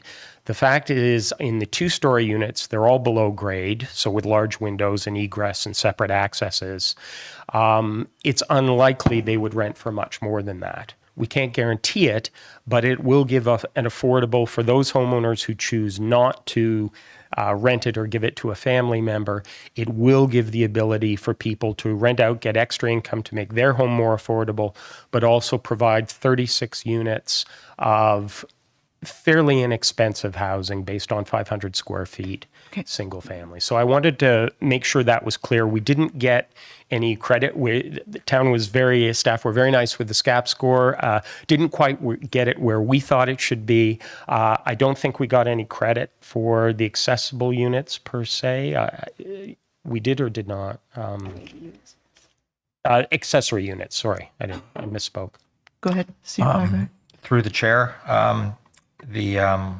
there was credit given for the accessory dwelling units to be included in the housing. I would point out right now that just looking at the report, I think we had a score of 62.5 or 66%. And there over the past couple of weeks, there's been an additional point that's possible with their SCAP score. So in fact, they would be at 63.5 and 67%. And that is among the higher scores that we've seen to date. Okay, so Mr. Higgins, yeah. I just want to know you're past your 5 minutes. So if sorry. you could wrap up. Thank you. Quickly. Just 2 sentences. We appreciate the SCAP score. We're not looking to increase it. We think it's adequate given the framework that the town's set up. We just point out that although these units aren't technically affordable and therefore perhaps would be entitled to a higher score, they are there. And from a practical standpoint, this will provide some affordable housing to the town. Thank you. I appreciate you being here and thank you for your comments. Okay. All right. So with that then, our motion before the committee tonight is this. Oh, sorry. I do have to. Oh, we have 2 remote participants now, so we will go to them. Thank you. We have James DeZiel. Allow Mr. DeZiel to speak. Can you hear me? Yes, we can. Thank you. Welcome, Mr. That's Delzio. great. Yeah, it's DL, by the way. But yeah, my question is about all this traffic going on to 26, not just with this proposal, Highway 26, but as you know, a lot of things in the pipeline. Can the planners update us on the Collingwood bypass plans? I don't think we would have enough information tonight is somebody prepared to respond? CAO Skinner will respond to that. Thank you, through the chair. We've had some conversations with a number of the local municipalities in the two counties being Simcoe and Grey County around how to manage the longer term traffic on Highway 26. At the senior staff level at MTO, there's some agreement that we need to endeavor to do a large new study collaboratively to figure out the routes and when some interim work might need to be done at specific pinch points, and then what ultimately the route might look like. The council has endeavored to get an audience with the Minister of Transportation this summer at one of the largest Ontario municipal conferences, so that the minister is aware of how important this study is for Collingwood. But right now we're still in a holding pattern, and I anticipate funding from the Collingwood perspective would be placed in our 2024 budget for next year, with hopefully our other partners contributing as well. Thank you very much. Does that answer your question? Yes, thank you. Thank you. All right. So we also have Lisa Lloyd. Lisa, if you could speak to us. Can you hear me? I can. Thank you. Just one question. The gentleman from McPherson, from what I understood is that the small units that they're looking to add will not be considered affordable housing. Is that correct? I want to put words in his mouth, but okay. So I guess my question would be is that if they are considered affordable housing, my understanding is that the affordable housing that was built across from the Metro grocery store has had an increased amount of funds having to go towards security for that building. And I'm wondering with these units that will be allowed to potentially be rented out as quote unquote affordable housing, should there be disruptions or issues where security is having to be hired, who would pay for that? Would that be coming from the city budget or the town budget? Or would that be the owner of the unit? Anything within the development would come at the cost of the owners or the condominium corporation. I'm assuming that's the correct answer. And and Mr. Higgins is nodding his head. No one else is contravening here. So, CAO Skinner. Thank you, Chair. Through you. I think that one of the things that's really important to look at for this type of housing in the community is that really we're looking at that price point, whether it's technically affordable or not under the Ontario legislation or other definitions you use. It's about finding places for people who are, active workers and participants in the community to live within the community. So the assumption that people with a one-bedroom unit that may be smaller in size would require a greater level of security than other residences in the community is one that I inherently have some questions about. Although I do think that the statement the chair made around the responsibility of security falling on the developer and or the condo corporations is correct. Thank you. Thank you. And I'd just like to counter that in that I'm not making any assumptions whatsoever that someone living in a smaller unit is going to be disruptive. My point was, should that occur, given that it would be a rental unit, who would pay for security? Thank you. Yeah. Okay. We'll leave it at that. Thank you for attending and remotely and making your comments. Okay, so that's it. We have no other people in the public wishing to comment. So I'll put our motion on the floor for committee. The staff report P 2023-22, approval and authorization bylaw to execute a site plan control agreement, Cranberry Trail East, Blue Fairway Phase 5 and 6, first phase, dated July 10, 2023, be received, and that the first phase of site plan application file number D111619, Blue Fairway Phase 5 be approved subject to the following conditions to the satisfaction of the Director of Public Works and Engineering, Director of Planning, Building and Economic Development, and/or Town Solicitor as applicable. Number 1, confirmation of municipal servicing capacity allocation. 2, resolution of any outstanding comments from engineering services, planning services, environmental services, and Envision Tatham, including any associated plan revisions to reflect phasing. Number 3, receipt of documentation from the owner of the Cranberry Atoka Golf Course confirming the acceptability of proposed site plan related matters affecting the golf course, including property tree removals, grading, drainage, enhanced plantings, and servicing easements. 4, final approval and registration of a plan of subdivision and associated subdivision agreement. And 5, execution of a site plan control agreement with the town, with any tree removal being prohibited until such time as the required agreement is executed. And that an authorization by law to execute the above noted site plan control agreement for the first phase, Blue Fairway Phase 5, of a residential development at Cranberry Trail East, Blue Fairway Phase 5 and 6, be enacted and passed. Can I have a mover and a seconder, please? Deputy Mayor and Councillor Perry. Any questions and comments? We'll start with Councillor Doherty. Vice Chair Doherty. Thank you, Chair. I had a couple of questions of Planner Brian.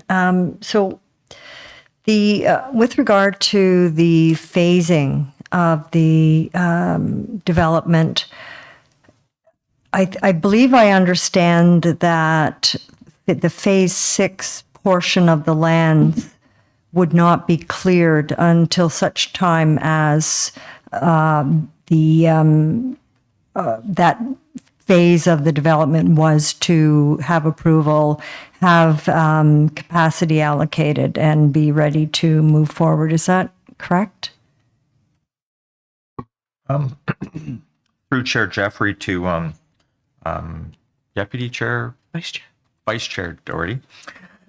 The Phase 5 approval would apply to the entire site. So it would apply to the Phase 6 area as well, in terms of the some of the site works and whatnot, the clearing of the site, where the Phase 6 would come to pass would be for the specific dwelling units and the required water servicing infrastructure and some other minor infrastructure. So the Phase 5 approval does go beyond the dwelling units of the Phase 5 to include the other areas. It's just that the dwelling units proposed for the rest of the site would constitute the Phase 6. Okay, thank you. Would there be an opportunity, because if I look at the landscape plan, I see that in certain sections of Phase 6 that there is quite a concentration of landscaping proposed and no units showing. And I'm thinking as an example of the far northwest corner of Phase 6. So if I'm correct with that, and is there an opportunity in that case to leave that part of the natural lands uncut until such time as construction actually commences? Planner Brian. Again, through the chair to Vice Chair Doherty, the tree removal for the entire site is necessary for the developer to do fill the site, grade the site, install the sanitary servicing infrastructure, some of the drainage features and whatnot. So that's pretty much why the tree clearing would need to take place for the entire site. Okay, thank you. If I can carry on. Thank you, Chair. We've heard some comments from residents about high water and the very high usage of sump pumps in existing residences right now. This is something that we hear in many of our new developments, and I'm wondering, that being the case, will the elevation of this new phase address the water table adequately? That's through to Director Slama, I assume. Yes, thank you, Madam Chair, through you to Councillor Doherty. Water analysis is part of the reporting requirements for approval of a development, and this must be carried out by a professional engineer or geotechnical engineer with certification that covers that discipline. And documentation was received that looked at the element of groundwater and was submitted by the developer and has been reviewed by staff. It is the developer's responsibility to attest that water is sufficiently considered in what is being proposed in the development. Our town standard is that groundwater must be monitored for a minimum of 2 wet seasons, and I can confirm that this was completed in the reporting, in the monitoring and reporting and analysis completed by the developer. And with respect to where the groundwater table lies and basements and elevations, the town standard is that, as mentioned by Planner Brian, basements are required to be 1/2 meter above the groundwater elevation. And this has been achieved in what we've seen so far for this development, though it will require some fill to achieve that, to support the basements. So, if I may follow up, so generally, would this be pre-development monitoring that's new, based on our learning? Through the chair to Councillor Doherty, the pre-development groundwater monitoring that was completed for this area of development was done in 2020. So it's not, I wasn't sure if you were asking the age of the information or if you're asking if it's a new requirement from the town, which it's not a new requirement from the town. That has been our standard. Right, okay. So yeah, I guess why I'm asking that question is I'm trying to see if we are, as we progress, as we see this potential problem emerging again and again, if we are taking some action to ensure going forward that we're not having complaints about some pumps operating excessively. Director Slama, I think, wanted to respond again. Thank you, Madam Chair. I guess I just wanted to add some comment that, of course, this type of work has been done with each phase of the development as it has moved through. So, you know, we've heard some comments about groundwater in phase 2 and 3 from the residents with us this evening. So similar type of monitoring work would have been completed at this time. You know, groundwater levels can change. What we can say about these phases is that the monitoring has been completed and it has been reviewed and the development or construction of the works in this development will be based on those findings, which might be different from 2 and 3. I don't know the answer to that question. Okay. Thank you. Okay. Bear with me. Yeah. How many more have you got there? I've got one more question and then some comments. All right. And I'll go real fast. Okay, so my last question is, we have heard that the current residents, particularly in phase 2 and phase 3, have experienced some issues with the anticipated timing of the completion of parts of their project. And I'm just wondering if they have any recourse with the town through the planning department, through the building department, through bylaw.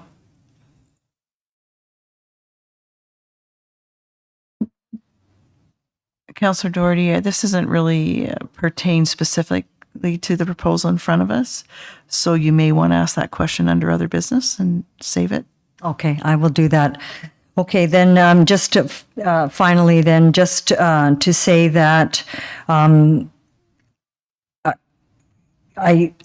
I certainly appreciate the fact that the surrounding residents have been disappointed to see that they're going to be experiencing a loss of a fairly large green space. It's very difficult to do other than approve it as far as it is shown right now, based on the fact that they have official plan and zoning bylaw approvals in order to, we can't not approve it.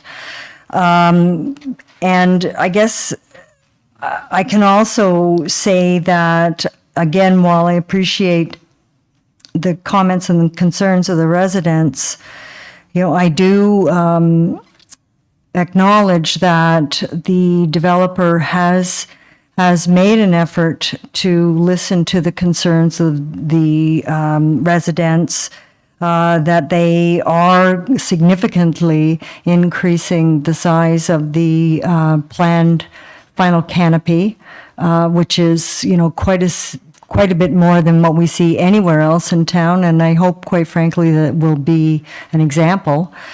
And I guess the other thing that I could add is we can't argue with the SCAP scores, which are actually quite good. The inclusion of some accessible units within some of these new dwellings, the addition of the lights, which have been long called for, all of these things tick boxes for me. And so while I'm sympathetic, I feel that this has merit and should move forward.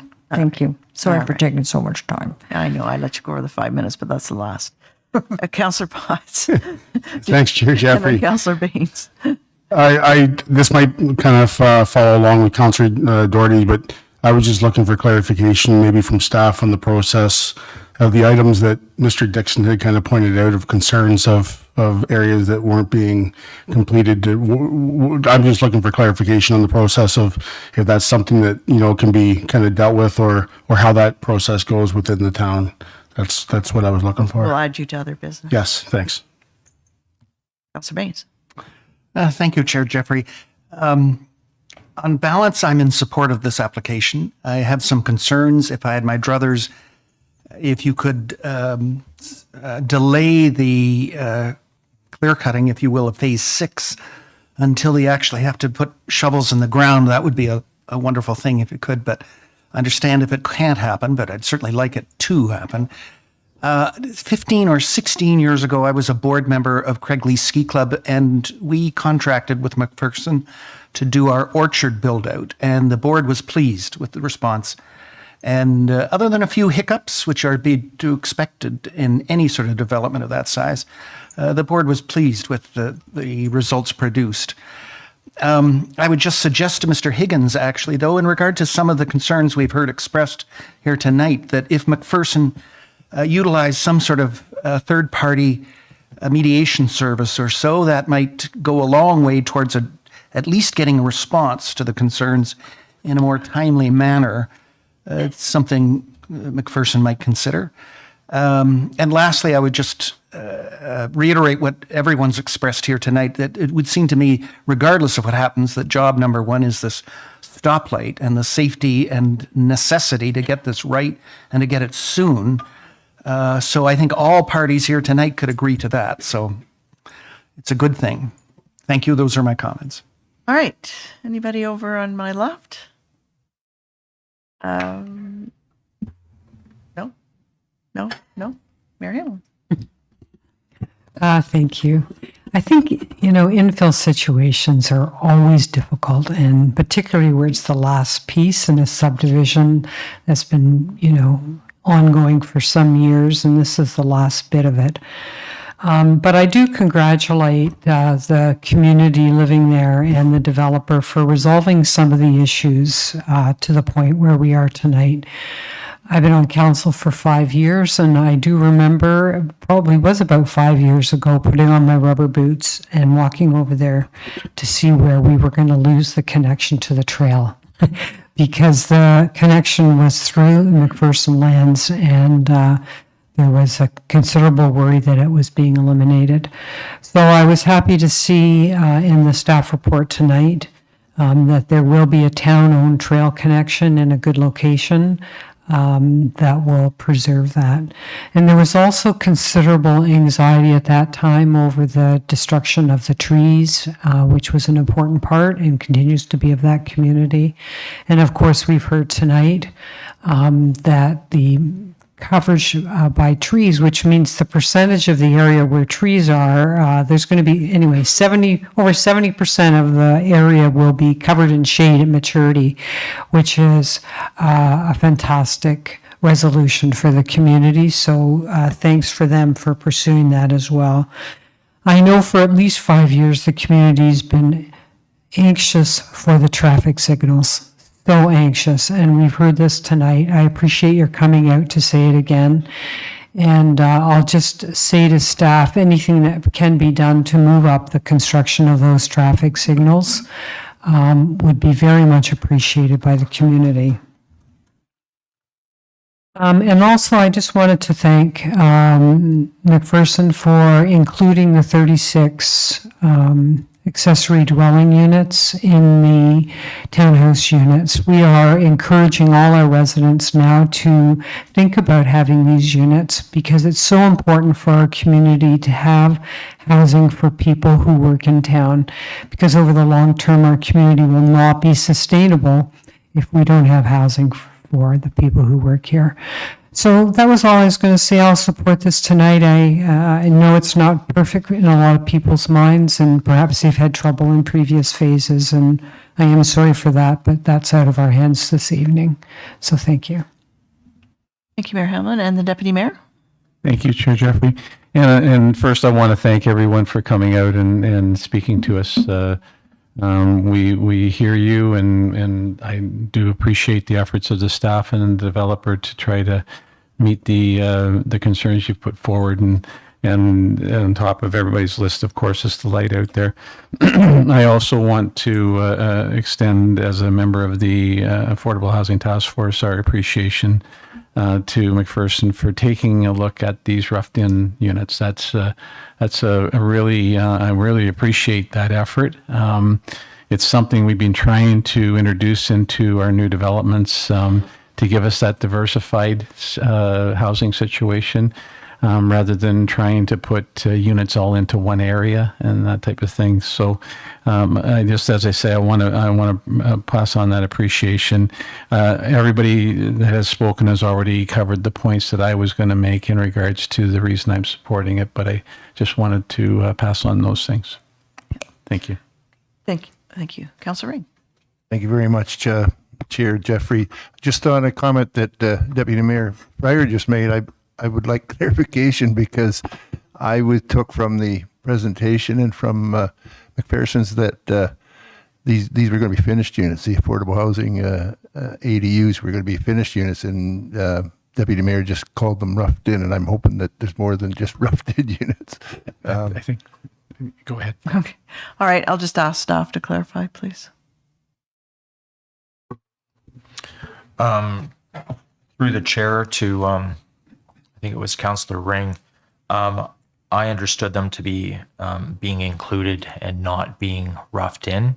I will take the opportunity between now and council to make absolutely sure that that is in fact what the developer is Mr. Higgins promising. is nodding his head. Very good. Save that. If I may, Chair, it may be a case where now we're having trouble understanding what roughed in is. Is it affordable or attainable or roughed in or Don't say nothing? attainable. Yeah. Don't say attainable. Okay. All right. I agree. Oh, sorry. Just Another quick, follow-up? just Yep. to follow up, and then this is more of a comment, and then I guess it's been said more than once, and we've got a developer that's willing to kind of come on board and set aside X number of units for whether they're affordable. They're a lot more affordable than what's out there right now. Anyways, and I applaud them for that, and hopefully, as new development comes into town, they can see the example maybe set here that I would appreciate. And there was a caller earlier, and this is maybe just for clarification. I think she was mistaking what's going to go in this development as to what's geared to income housing, and it's run by the county, and it's not considered affordable housing, although it's supposed to be cheaper than what most units are going for. But there is a difference, and I heard the developer saying that they don't want the short term. They don't want the STAs. They want somebody that's going to be there for the long haul, and that's what, as far as I'm concerned, I think we all want. So I just want to make that comment. You're exactly right. There's all the different parts of the continuum of housing, and so we're filling those. All right. So I do agree. Everyone has said everything that needed to be said, really, from a personal experience, even trying to turn right out of the Order of Collingwood out at the Georgian Bay Hotel can be an adventure. We all know personally. I would never turn left out there. All right. So with everything said, then I'll call the vote. All those in favor? And that is carried unanimously. Again, thank you everyone for being here and for letting us hear you and take your thoughts into consideration. Make it better going forward. Right. So we'll just pause for a couple of minutes to let the gallery move out. I'll just ask everybody if you could move out quietly and expeditiously, and we're going to carry on. Thank you. Oh. Gotta dig deep. Yeah. And if you don't find them, All right. So that brings us to 5.4. if you write it in phone number,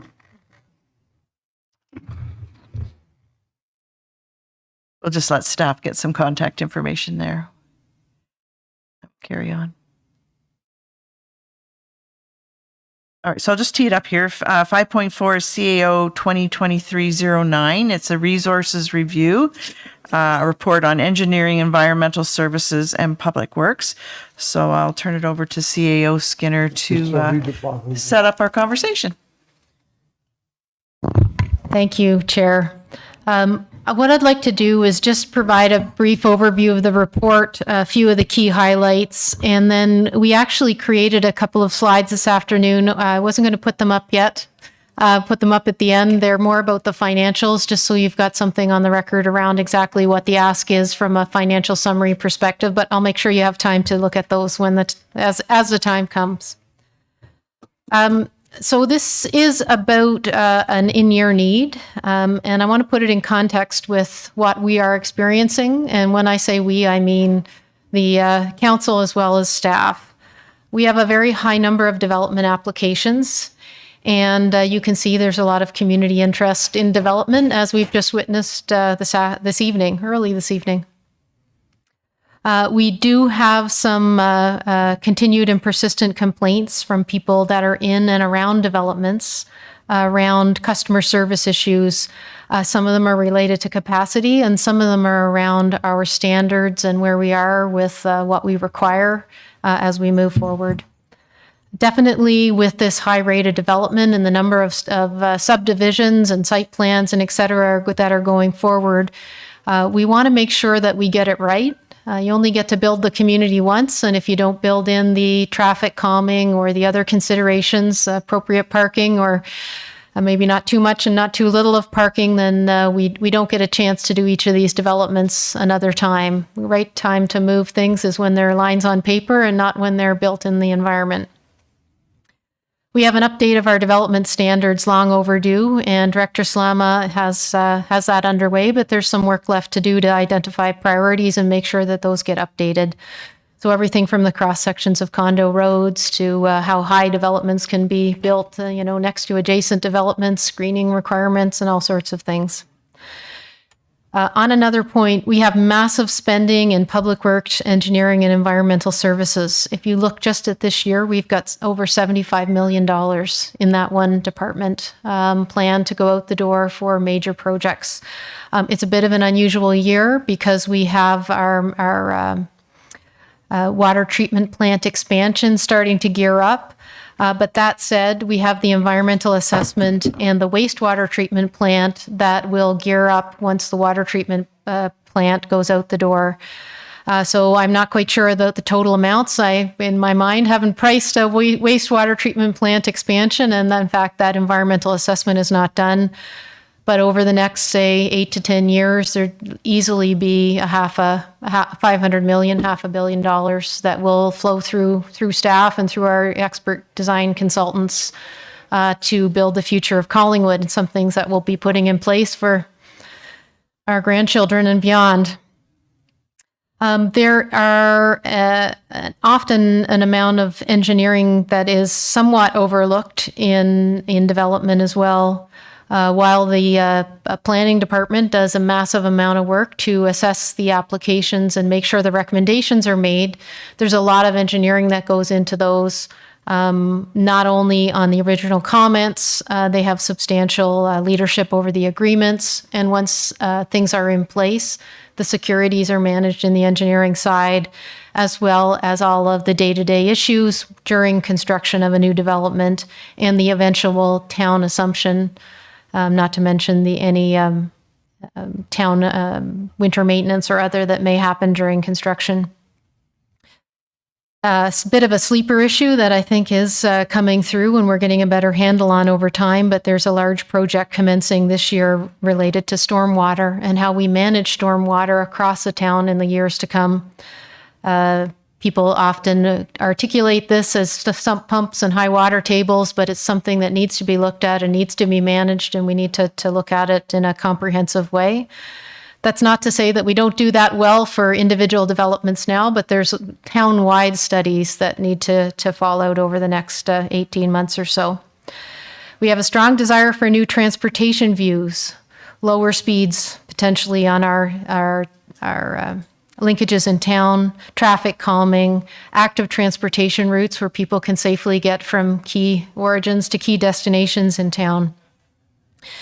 And there's a large transportation master plan that is commencing. There's new looking at things like engineering warrants. And while I know there's we had a conversation today about a very strong desire for a new set of signals, the reason that warrants are in place are because when you inherently put something new in the environment, they can cause problems as well as solve them. So then you start to think at, for example, a new set of signals on Highway 26. There's the people who now are stopped at the signals who may have rear end collisions from people who weren't expecting them to be stopped on the highway. So there is a bit of a balance, not necessarily, I'm not making comment on that one. In fact, I haven't looked at it from an engineering perspective, but it's about understanding those warrants and doing what's best for our community. I really appreciate the staff we have. I think that they're skilled and that they do a good job, but I have some worry about major oversights, catastrophic infrastructure failures and storms that we don't have control over no matter how many staff we have. I have some concern about personnel redundancy and succession planning and staff retention. Certainly where staff every day come to work and then they're trying to find a solution that's going to work for the community, and they're trying to make sure that what council sees as the vision for the community is actually implemented. But every day they don't quite get to the end of job and they have to go home with someone's questions, someone's phone calls not responded to, or someone's questions not answered. Then we can have staff that are overwhelmed and really are not enjoying their jobs and start to trickle out to other places, or even out of the industry overall. And certainly in the municipal industry, we don't want to be losing any skilled staff. It's not too many people grow up wishing that they could turn into a municipal staff person, but we do find ways to attract them somehow by hook or by crook. We get some good people. So my conclusion is that we have a specific gap with respect to the amount of skilled resources available, and it's a bit of a niche gap where we need to find the right people. And then your next question might be, well, if I'm going to talk to you about skills gaps and the amount of skilled resources available, why the heck am I talking to you now? It's not budget time. This is normally when we would do that. And since the budget was completed near the end of last year, right as you were commencing your term of council, several factors have triggered the need and maybe the opportunity for an in-year consideration. We've had some vacancies that give us some ability to move things around. We've had results from the town's advertising for positions that are already in flight and have either been filled or not been filled through that advertising. We've had some limited results. I've seen some higher salaries come through, particularly in other municipalities, and some enhanced benefits being offered by those other municipalities. And I think we're talking about some market-sensitive roles. Most importantly, there is this mounting community feedback about lingering development and concerns around the public service that we're providing. And if we do wait for your next budget decision, you'll be considering that through the fall and probably voting on it in around early to mid-December, which means that we would lose 6 months of potentially figuring out what to do and where, and hopefully capturing good people to do it. So this does keep me up at night. The intention that we're proposing from a staff perspective for council's consideration is that we hire a skilled and experienced working level resource, and that would we would do some reorganization of the work allocation, potentially by introducing another manager position, possibly a director position, and ensuring the areas mentioned earlier of concern receive some relief. I have been asked in the past if this could be a part-time or consulting resource, pretty much standard question anytime one is looking at a new municipal resource. And it can be a good technique at times, possibly could be used here. We've done it successfully. You'll remember that we were able to get Jason Rayner to come in on a short-term basis and do some really positive projects for us in the past year. But it does have its drawbacks in that the type of work we're talking about, I think that we want people that get to know council and council's values and the town values, and in fact, our town itself, the water tables or the other factors, and that we can keep that person on the longer term and have a stable of folks that are available for succession planning should anyone win the lotto or retire, hopefully neither, although I could wish both at the right times for all my wonderful staff. We also have these very large projects where the risk is large to the town and the taxpayer. We probably have an 8-year minimum, possibly 10, where we have the massive projects, and I could see a number of retirements just naturally happening in that period. And so there's options provided in the report. They include to approve what I've asked for, to adjust the workload or expectations of the staff, or to defer approval or attempt to hire or contract staff. I'm going to talk briefly about the next steps and then go into the financials for the two areas. I've mostly mentioned engineering, but there is a transit piece I'm recommending as well. Next steps would be pending council approval of the recommended transit resource. We would proceed to hire the resources that are noted. And on the engineering side, we would proceed to look to a specialized recruitment agency to see what's available in the market to ensure our greatest opportunity of securing the required skills and competencies. I'd like to know that whatever we're going to advertise is the skills are available and we've matched the available salary to that, and likely would use the recruitment agency to help us find the right person. We need to adjust some workloads, and discussions are in flight with directors and managers about the highest and best use of resources. When you add one new manager, the intention is to make sure that the workload and the skills match the people that we have. So there may be changes across, say, the 4 managers and 3, maybe 4 managers in our engineering department, not simply adding a new one without any changes to the others. And based on the final structure, we do a job evaluation with our third-party consultant that does value our jobs and look at the right band to put them within to make sure that we've got the appropriate compensation and pay equity and place them within the town's salary grid. The funding is, I'm going to go over well, actually right now would be a good time to go over the funding. There's just 3 slides before I turn it back to the chair.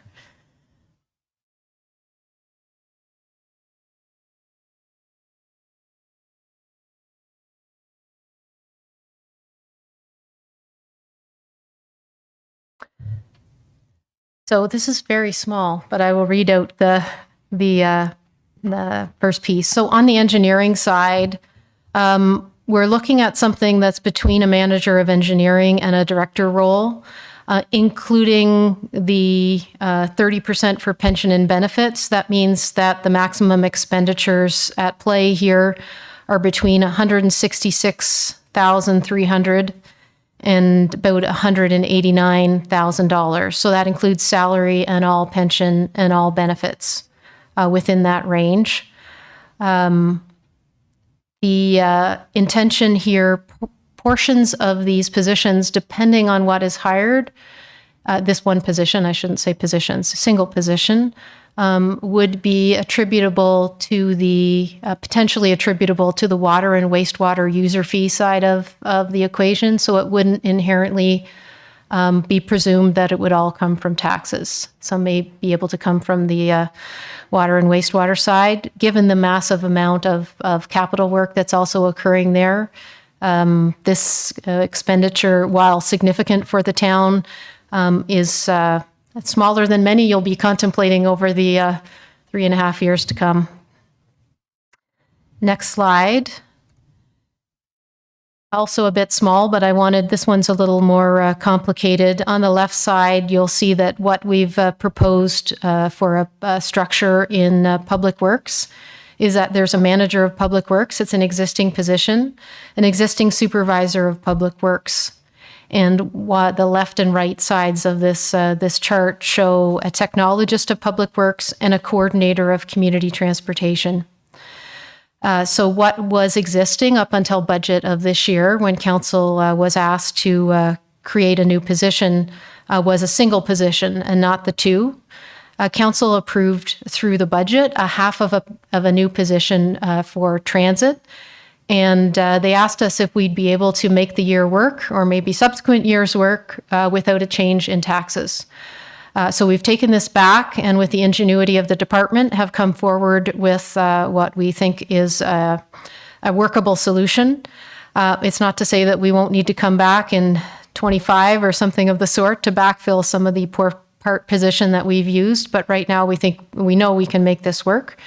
And I'll just go through those numbers briefly. The coordinator of community transportation, which would include the transit and the on-demand transit implementation. The job is about $86,000 per year.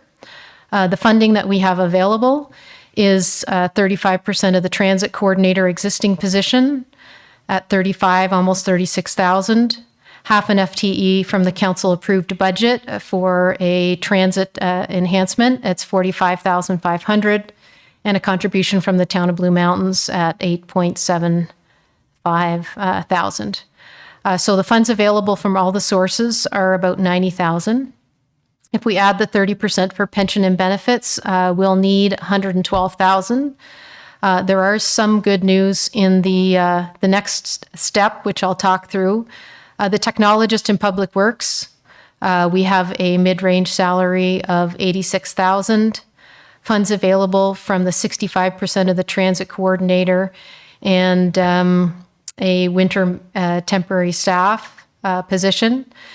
And the total of funds available are about 96,000, which means that we have about 10,000 more than absolutely needed, and the benefits have already been accounted for in the figures, in the positions that are receiving these salaries. So we have a little bit more than is absolutely required. So the final proposal, I apologize. We did, in doing that financial work and thinking through the pieces, want to propose a minor update to the recommended motion for council. And I'm not going to read it out because I think there's a function to read it out to you very shortly as we proceed. But basically, it would be that council approve one additional full-time staffing complement to meet the engineering needs and the budget range set out in this report. And that complement approve the full-time staffing complement role of coordinator community transit, which is a new FTE with very limited budget implications. I think it's about 12,000 from that chart, to be achieved through the council-approved 2023 budget. And that also affects this list here in the proposed motion. It's the conversion of a temporary public works truck driver labor position, the existing transit role, and the Town of Blue Mountains Transit Service Agreement. Oh, I'm sorry, there is another slide that had all that written on it. So there's to the end of the proposed motion, the words in red would be added, and I'll read those out. The existing transit role and the Town of Blue Mountains Transit Service Agreement. And what that means is those would also financially be considered in making this implementation work financially. That's it. Thank you. Okay. Thank you very much. There's no one in the gallery to speak to this. Is there anyone online remotely? Thank you, Chair Jeffrey. We do have a few individuals still participating remotely. If you wish to address that or council regarding this staff report, please press the raise your hand feature.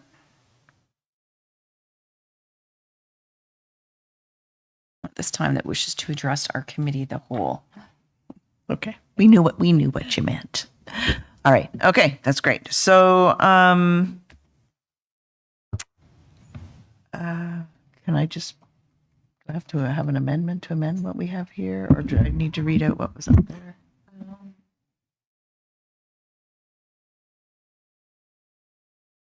Probably put it on the floor. Okay. All right. I will do that. All right. So what we're considering at the committee this evening is the staff report CAO 2023-09, staffing resources, public works, engineering, and environmental services be received, and that council approve one additional full-time staffing complement to meet public works, engineering, and environmental services development and capital needs within the budget range set out in this report, and further that council approve the full-time staffing complement role of coordinator community transit to be achieved through the council approved 2023 budget part-time transit coordinator complement combined with the conversion of a temporary public works truck driver laborer position. Can I have a mover and a seconder? And then we'll do the amendment. Councillor Baines, Councillor Houston, and if the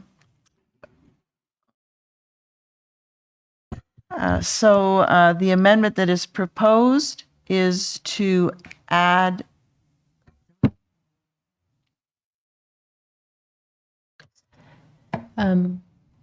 No, there's nothing removed. It's simply an addition. Oh, okay, I thought I saw a line go through something.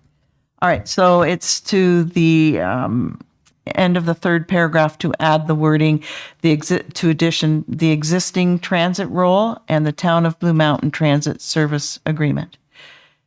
I have a mover and a seconder, thank you, Councillor Doherty. Second that amendment, thank you. So we're going to vote on the amendment then. Is there any discussion with respect to the amendment? Councillor Baines? Just a question. On the chart that showed the transportation fees, if you will, and the coordinator fees, it looked like there was a 30% salary, benefits and whatever, which is, I gather, unbudgeted for the 2023 year. Likewise, the in brackets, the $10,000 totaling, it would seem to me that it's about a $30,000 overage, if you will, this year to hire those two individuals because the rest of the funds, at least according to that chart, as I see it, were taken care of. Is that correct? If you can bring up that chart. CAO Skinner? Through the chair, I don't think that that's the case. So in the first position that we go through financially, and that's the mid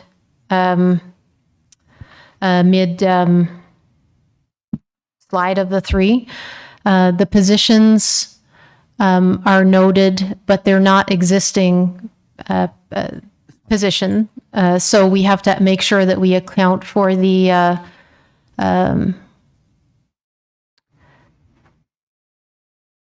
so the position at the top has the benefits are not accounted for through the numbers already. Right, and that's about 22. That goes from 90 to 112. So we're about 22,000 there. Right, and then The position below, we're about 10 up. So up. yes, so when we put them together, it's about 12,000 Right. on an annual basis, and we still have some I's to dot and T's to cross. Thank you. All right. So we'll vote on the amendment then. Oh, yes, Mayor? I'm going to be asking for it to be severed. I'm going to sever all three of them. So we can do the amendment though, and then, okay. You're ahead of me. I'm ahead because we're not going to do that discussion together. All right. So all those in favor of the amendment to the third paragraph to the motion, and that is carried unanimously. Thank you very much. And so as the deputy mayor has requested, we are going to be severing all three. So let's vote on number 1 first, which is the receiving of the report. All those, do I have a mover and seconder for everything? I do. Okay. So all those in favor. And that is carried unanimously. Thank you very much. All right, which brings us to the second paragraph, which is regarding the one additional full-time staffing complement to meet public works, engineering, and environmental services development and capital needs. And this is the cost of an up limit of 189, including benefits, of which we can cover all of except 22,000. Is that correct? No, that's the other one. Sorry. Okay. So this is an up straight out 189. We don't have the treasurer to tell us what kind of a percentage that is within our budget. I think it's maybe 1/3%. The deputy mayor will know if I leave it with him for a minute. Anyway, so questions on this one, please. Councillor Baines. I just make the comment that as unpalatable as it may be, I think this is a logical, reasoned, and realistic recommendation at this time. To add some levity perhaps to it, I would point out that the CAO misspoke, I think, in the first sentence of her executive summary on page 2. The town is facing an unprecedented period of growth and development. I think she meant unprecedented. You do read these, so. Okay, is that it? Councillor Potts. Thanks, Chair Jeffrey. I am not in support of this, as I've kind of remained all along. I think I looked at this currently in the times we're in. You look at the town of Collingwood, like a lot of businesses are struggling, and I think when you go through some challenging decisions, you maybe have to lean on your internal resources a little more to kind of get through the challenging times. And so I think at this point, I do not support any increase in staff. Thanks. Okay. Councillor Vice Chair Doherty and then Mayor Hamlin. Thank you, Chair. The CAO did, in my view, such a good job of rationalizing this recommendation that I cannot offer further. Very much in support of this. I was certainly supportive of a full-time community transit manager back when we were discussing budget in the first place. Now that we are in process of implementing on-demand, which is a highly complex change to how we... I think that's not the part we're speaking to at this point. It's the one... The transit? No, 189,000 to Public Works, Engineering, and Environmental Services, the division of that. Right, okay. So save those ones.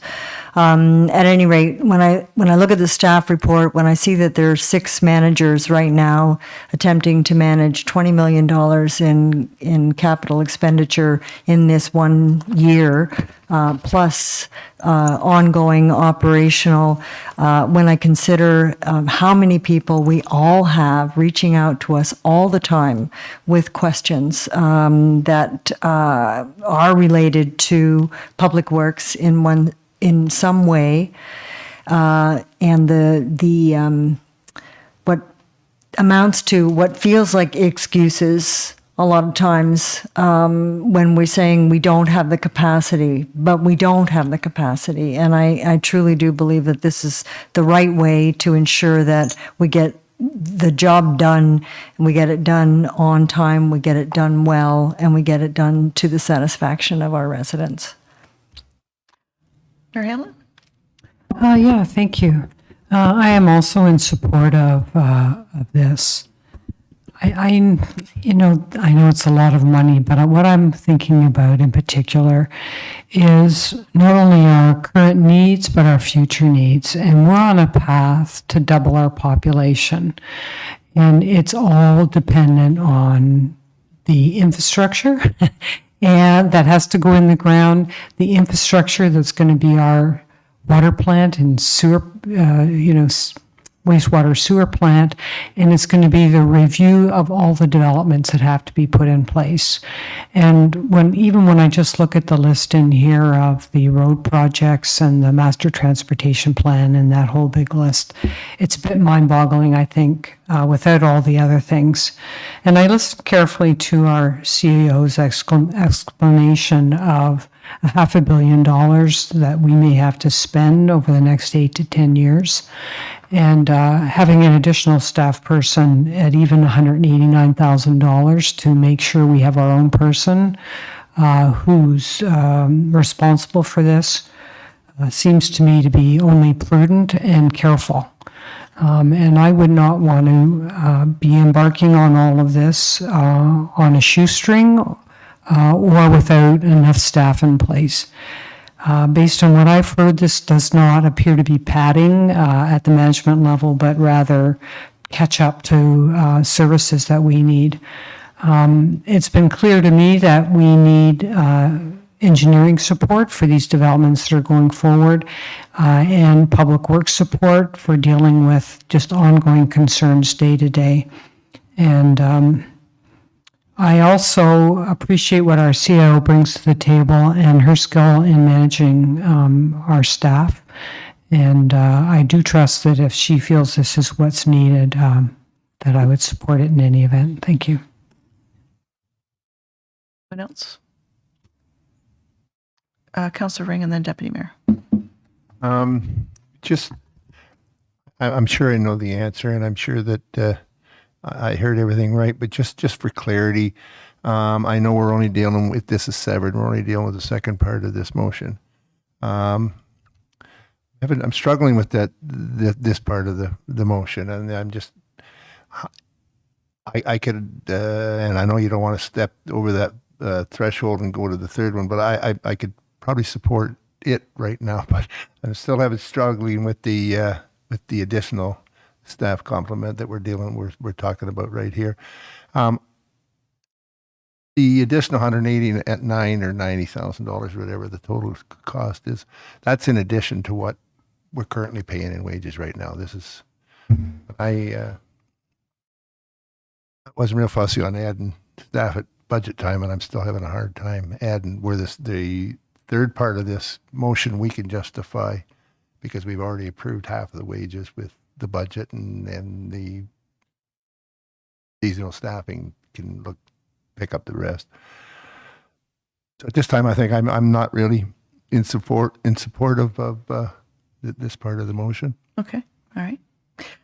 Deputy Mayor? Thank you, Chair Jeffrey. Regarding the environmental services part, I did have a concern when I saw the note about $500 million of capital investment.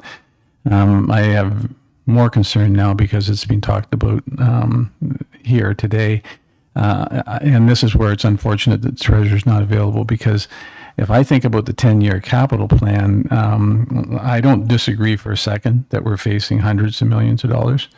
I just really am concerned when I'm hearing $500 million,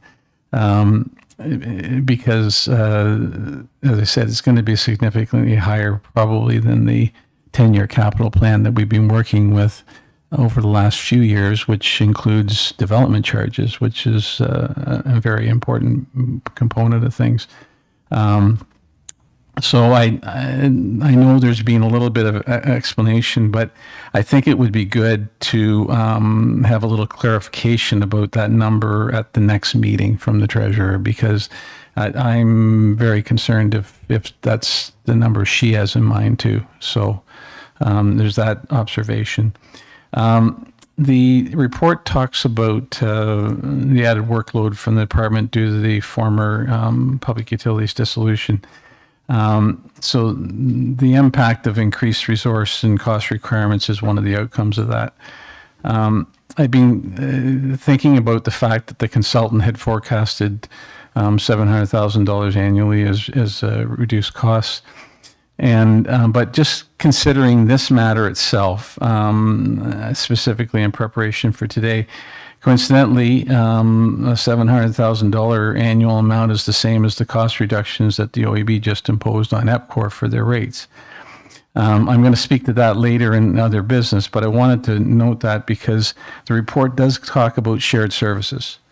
And in regards to the transit situation, and partly with that is the town of Blue Mountain's contribution of almost $10,000. It says 10,000 in the report. The chart showed, I think, just over 8,000. I think shared services efficiency should definitely be considered with all of our local and regional partnerships. EPCOR, for instance, renewing former sharing, especially now that they need to find efficiencies to counter the latest impact on their approved operating expenses. So I noted earlier about the work with New Tech and the Joint Water Committee and about the supply rates. So I wondered if I could just get a little understanding of when we make a change like this, if we made it, it impacts cost. How would it be incorporated into any consideration about whether there's a need to go back to New Tecumseth and ask for adjustment through the committee? I understand the process, but we're going to be making decisions that, like the major project we have coming up is the water plant expansion. And how does all the work we're doing, if we have to hire people internally? I understand if consultants are involved in that, it's part of the ongoing cost for the project. But how does our staff time come into that play? So I was hoping to get a little explanation on that. Shirley, through the chair, and then if I don't get it all 100% right, we'll actually ask Director Slama to comment as well. All of the town's costs, both capital and operating, that are related to the operation of the plant and the capital expansion of the plant are shared. So they're all accounted for and shared. There's a little bit of a difference in the amounts shared, and just because of how much of the plant, the capital expansion of the plant, will be allocated to New Tecumseth based on an assumption that 6,000 megaliters per day was the amount that they've purchased to date. But overall, the proportionate sharing of capital has been set, and the proportionate sharing of all operating costs has been set. So depending on where we end up, and I assume I have maybe even a hypothesis, which we'll call an educated assumption, that a portion of the position will be allocated to water and wastewater. Then whatever is allocated would be shared on a proportionate basis with the users of the water. So that would be New Tech and, in every likelihood, others such as Town of Blue Mountains.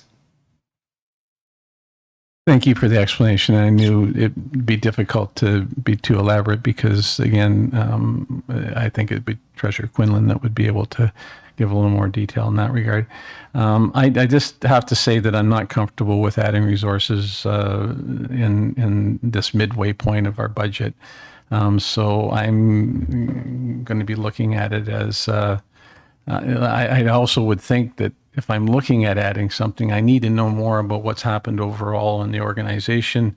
A lot of that information was in the budget, but I can't recall it just offhand. So at this stage, I'm not going to be supportive of this. Thank you. All right. Next. On this particular piece, none. I guess my one question and why I asked to have the absolute worst, because I was reading words like endeavor to, anticipate, but if endeavor doesn't work out and anticipate doesn't work out, what are we on the hook for? So I appreciate having the actual number here tonight. So if we end up putting that whole thing, what are staff going to pick? I mean, we were down to pennies in our negotiations for this budget. We were, tooth and nail with staff as to where we could get it, where we thought it was affordable for the residents. So where's the offset for the 189,000? Whose choices are those? Thank you.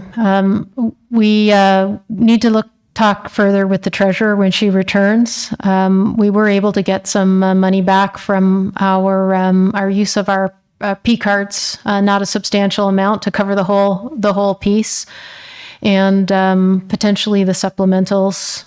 But we do need to look at that and what we'll be able to do. We unfortunately have had a couple of staff leave that we've attempted to fill, and they're in flight. So that will leave some of the staffing costs on the table.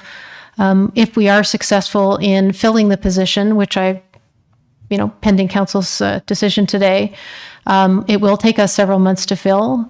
So we'd be looking at probably a quarter or less than a quarter of the full year. So 1 quarter or less of the 189,000 that would occur in this budget, and we'd need to incorporate it in the budget that you consider for the year to come. Okay, it's kind of an unavoidable increase for the next one because you've already put it in place. Director Slama?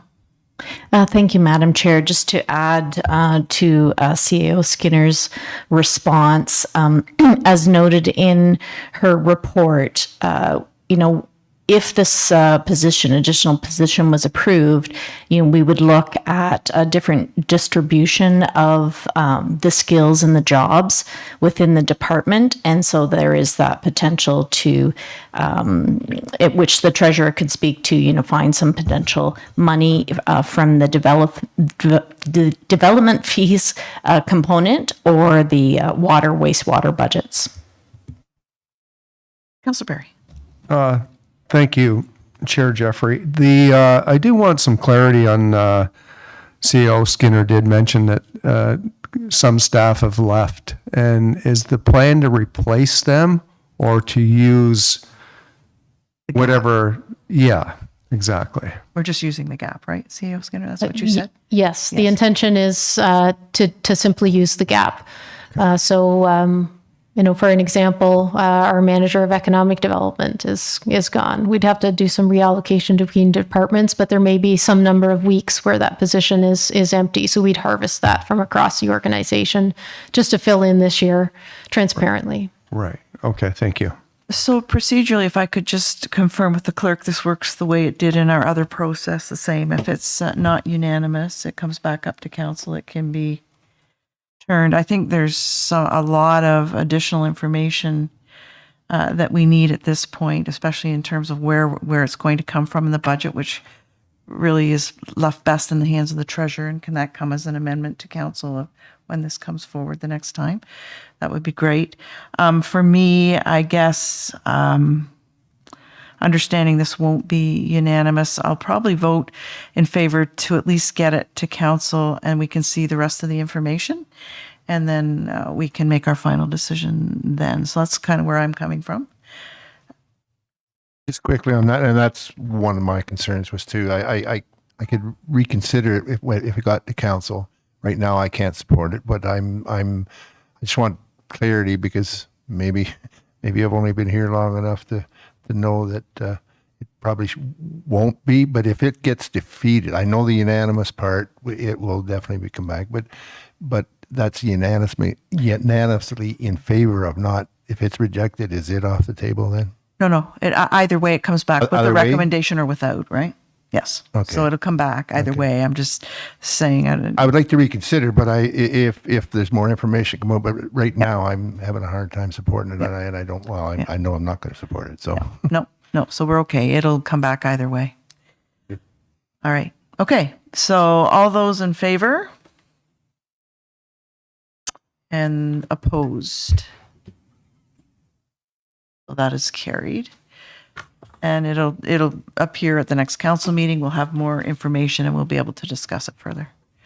Okay. More information to come. All right. So that leaves us with the third part regarding the combination of the two into one with the net of 12,000. Questions, comments? No questions? Seeing none? I think we've pretty well discussed everything. Oh, okay. Deputy Mayor. Wait my turn, but that's fine. I'm just going to say that I didn't support the half person in the original budget, so I won't be supporting this going forward. I appreciate the information was provided and that, but I won't be supporting it. All right. So we'll call the question. I think we've had a lot of conversation. So all those in favor of part 3? Opposed? And that is carried. All right. Thank you very much, everyone, for the discussion and thoughtful process of the request. So that takes us to other business, and I've been building a bit of a list here. So just so we all know, I have Vice Chair Doherty on Phase 2-3 item, plus Councillor Potts on Phase 2-3 requests for follow-up with staff as to what can be done, or what, is that right? I said if you want to cover that under other business, and you said yes, I will. Yes. I have the Deputy Mayor has something for other business. And I just have 2 quick questions on tree size and map of new speed zones. All right, so I'm going to start with mine because they're easy, I think. So tree size, I was on the tour, one of the 4 tours that the county does, and we were at the Red Pine House where they had planted this tree, recognizing staff that had to be delegated from their regular jobs over COVID. And when the arborist said to me, the tree, and I looked and I was trying to look behind the big tree to see where the tree had been planted on behalf of staff. But the tree they had planted was a tree. And it's, so I've always been told that we can't plant trees that size, but very clearly the County of Simcoe can, and have great results. So I just want to say, if there's any opportunity for us to move away from the little saplings that we do, going forward, I was absolutely shocked. I was looking behind the tree to find another little tree with a staff plaque, but it was the big tree. So I just wanted to bring that up.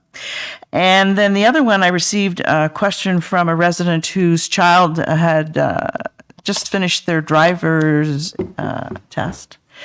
It had passed, so that was good.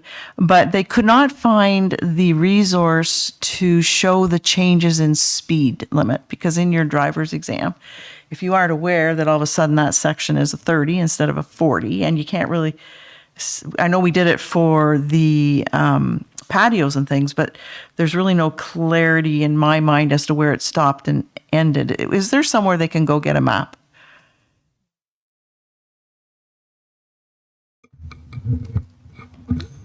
Madam Chair. Okay, thank you. To answer your question, Madam Chair, I do not believe that we do have a map. So maybe this is something we can look into. That would be great. If you could follow up on that, I will send it out so nobody fails their test because they didn't know where our 30 and our 40 was. Okay. You have other business later or something related? No, it's not another business. It was just a comment on your tree. Oh, by all means. Thank you. I appreciate what you're saying about trees, and it is done regularly. If you want a wealth of knowledge, contact Augusta National Golf Course, because they change trees, big trees, regularly and in a short amount of time. Yeah, even So if we did it is done. even if we did a percentage, but I did honestly. I was looking for a small tree, and I just about fell over.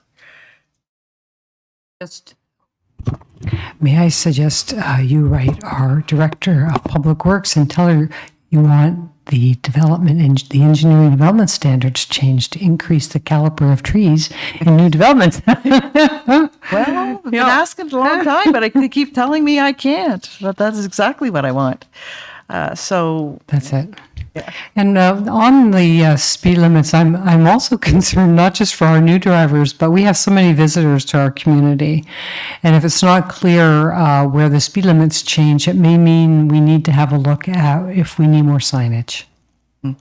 okay, So I just wanted to raise that for staff to think about. Thank you. all right. Okay, just all right. New or Other. your existing list of other? New or Kind of additional. additional? Other? So you go to the end of the list, but I have you here. No, it's not worth it. It's not new. All right. Okay. Councillor Vice Chair Doherty.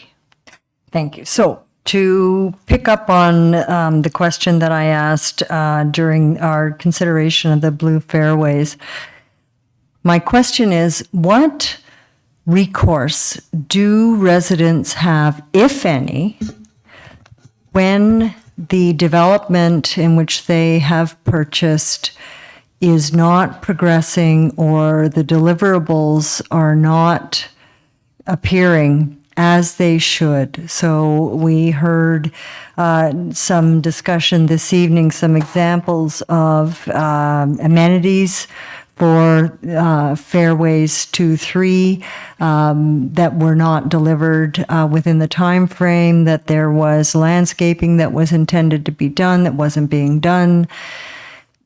Do residents have recourse when we have a development agreement in place? And I guess that would be through you to Director our Valentine. director. Yep. She's already trying to get her mic going.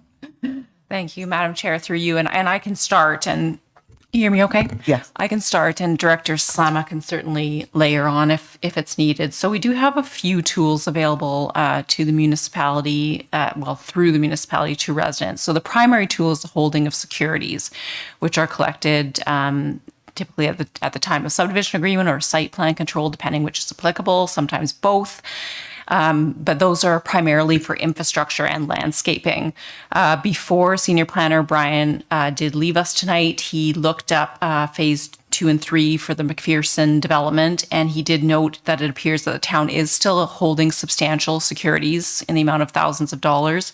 But with this late notice, he wasn't able to determine what the securities are being held for, whether it's landscaping or infrastructure or some combination of both. So we can certainly work with engineering staff to look in more detail at the securities that remain on file and follow up with council. We can also withhold infrastructure assumption if there are components of the infrastructure that will be eventually owned by the municipality, such as if there's deficiencies in that infrastructure. But that has limited applicability in the cases where it's a condominium development, because much of the infrastructure, including the private roads and open space, are not ever eligible for municipal assumption.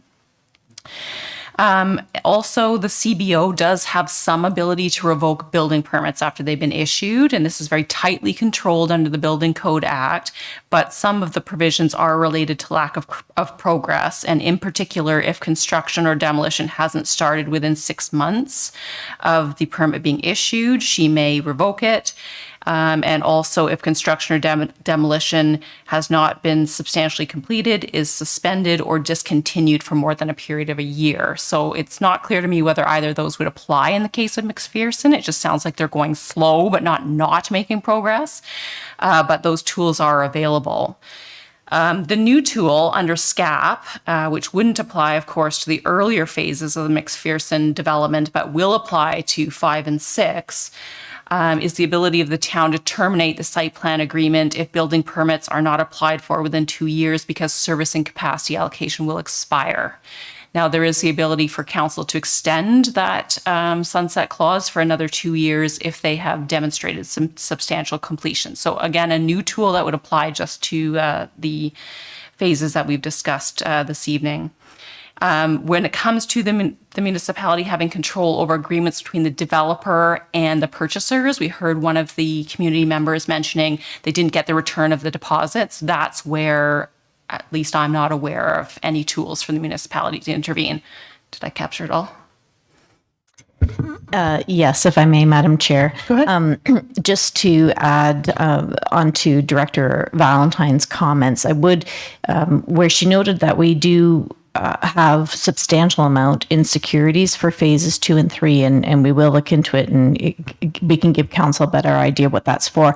I would add that I would say it's based on our experience that the dollars is incentive for developers to complete the work. So generally a developer is interested in doing the work that's related to releasing those securities. So again, we'll take a look at this particular situation with phase 2 and 3, but I would suggest it's a useful tool. Okay. Any follow-up, Vice Chair Doherty? No, thank you. I think that covered off yours as well, Councillor Potts. Okay, great. All right, that takes us to the Deputy Mayor. Thank you very much. Just a quick rider about this is I was anticipating being able to see EPCOR's response to the June 15th ruling by the OEB, but it hasn't been publicly posted yet. So there may be some changes, but in my opinion, not likely. And even if there were, it doesn't change what my request is about here. The impact of not just the $700,000 that they lost, which is a significant amount because the revenue deficiency that they were claiming was 1.2 million, so it was almost well over 60%. But they also took a $500,000 capital investment reduction. So in my opinion, I think we need to meet, so perhaps ask it for a deputation from EPCOR to come and speak with us.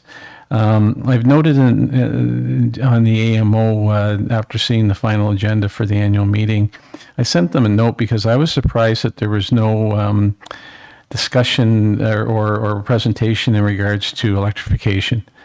The IESO is forecasting a $400 billion investment requirement, and is discussing with distributors regularly and municipalities. I'm just was surprised that it wasn't in the AMO's agenda.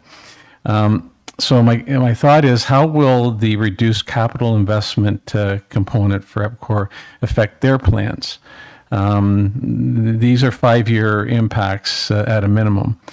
And so the main thing is that as I'm saying, I think we do need to ask EPCOR if they'd come and speak to us to try to get an understanding. They're listening to the IESO and they're looking at making their plans, but I think it's important that the municipality understands it. I think it should happen soon. The IESO looks like they are going to follow through with their long-term resource planning discussions tomorrow with municipalities. They had previously postponed that. So I think it'd be interesting to get our staff's perspective on those types of discussions in conjunction with EPCOR's, and I think the best approach would be for them to come to us. And then the only closing comment was that maybe at that time, I think it may not be a bad idea to discuss the possibility of recreating the liaison committee. There may be some need for that as things move forward, but I think that's something that we could see what EPCOR has to say first. So I'm making that request, I guess, Yeah, sure. and looking for council approval to So have the request. I'm just looking at the clerk here. Is that a notice of motion, or we just do it tonight? Recommend. Would you?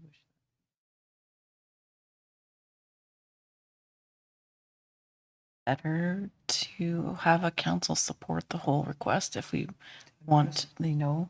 So it's either no's the motion, Deputy Mayor Fryer, or if you wanted, well, it's committee of the whole, so it'd be no's motion. I'm very comfortable with that because it'd have to come to council in 2 weeks to get formal approval All anyway. right. So that'd be great. Okay, and you can set up the wording with the clerk?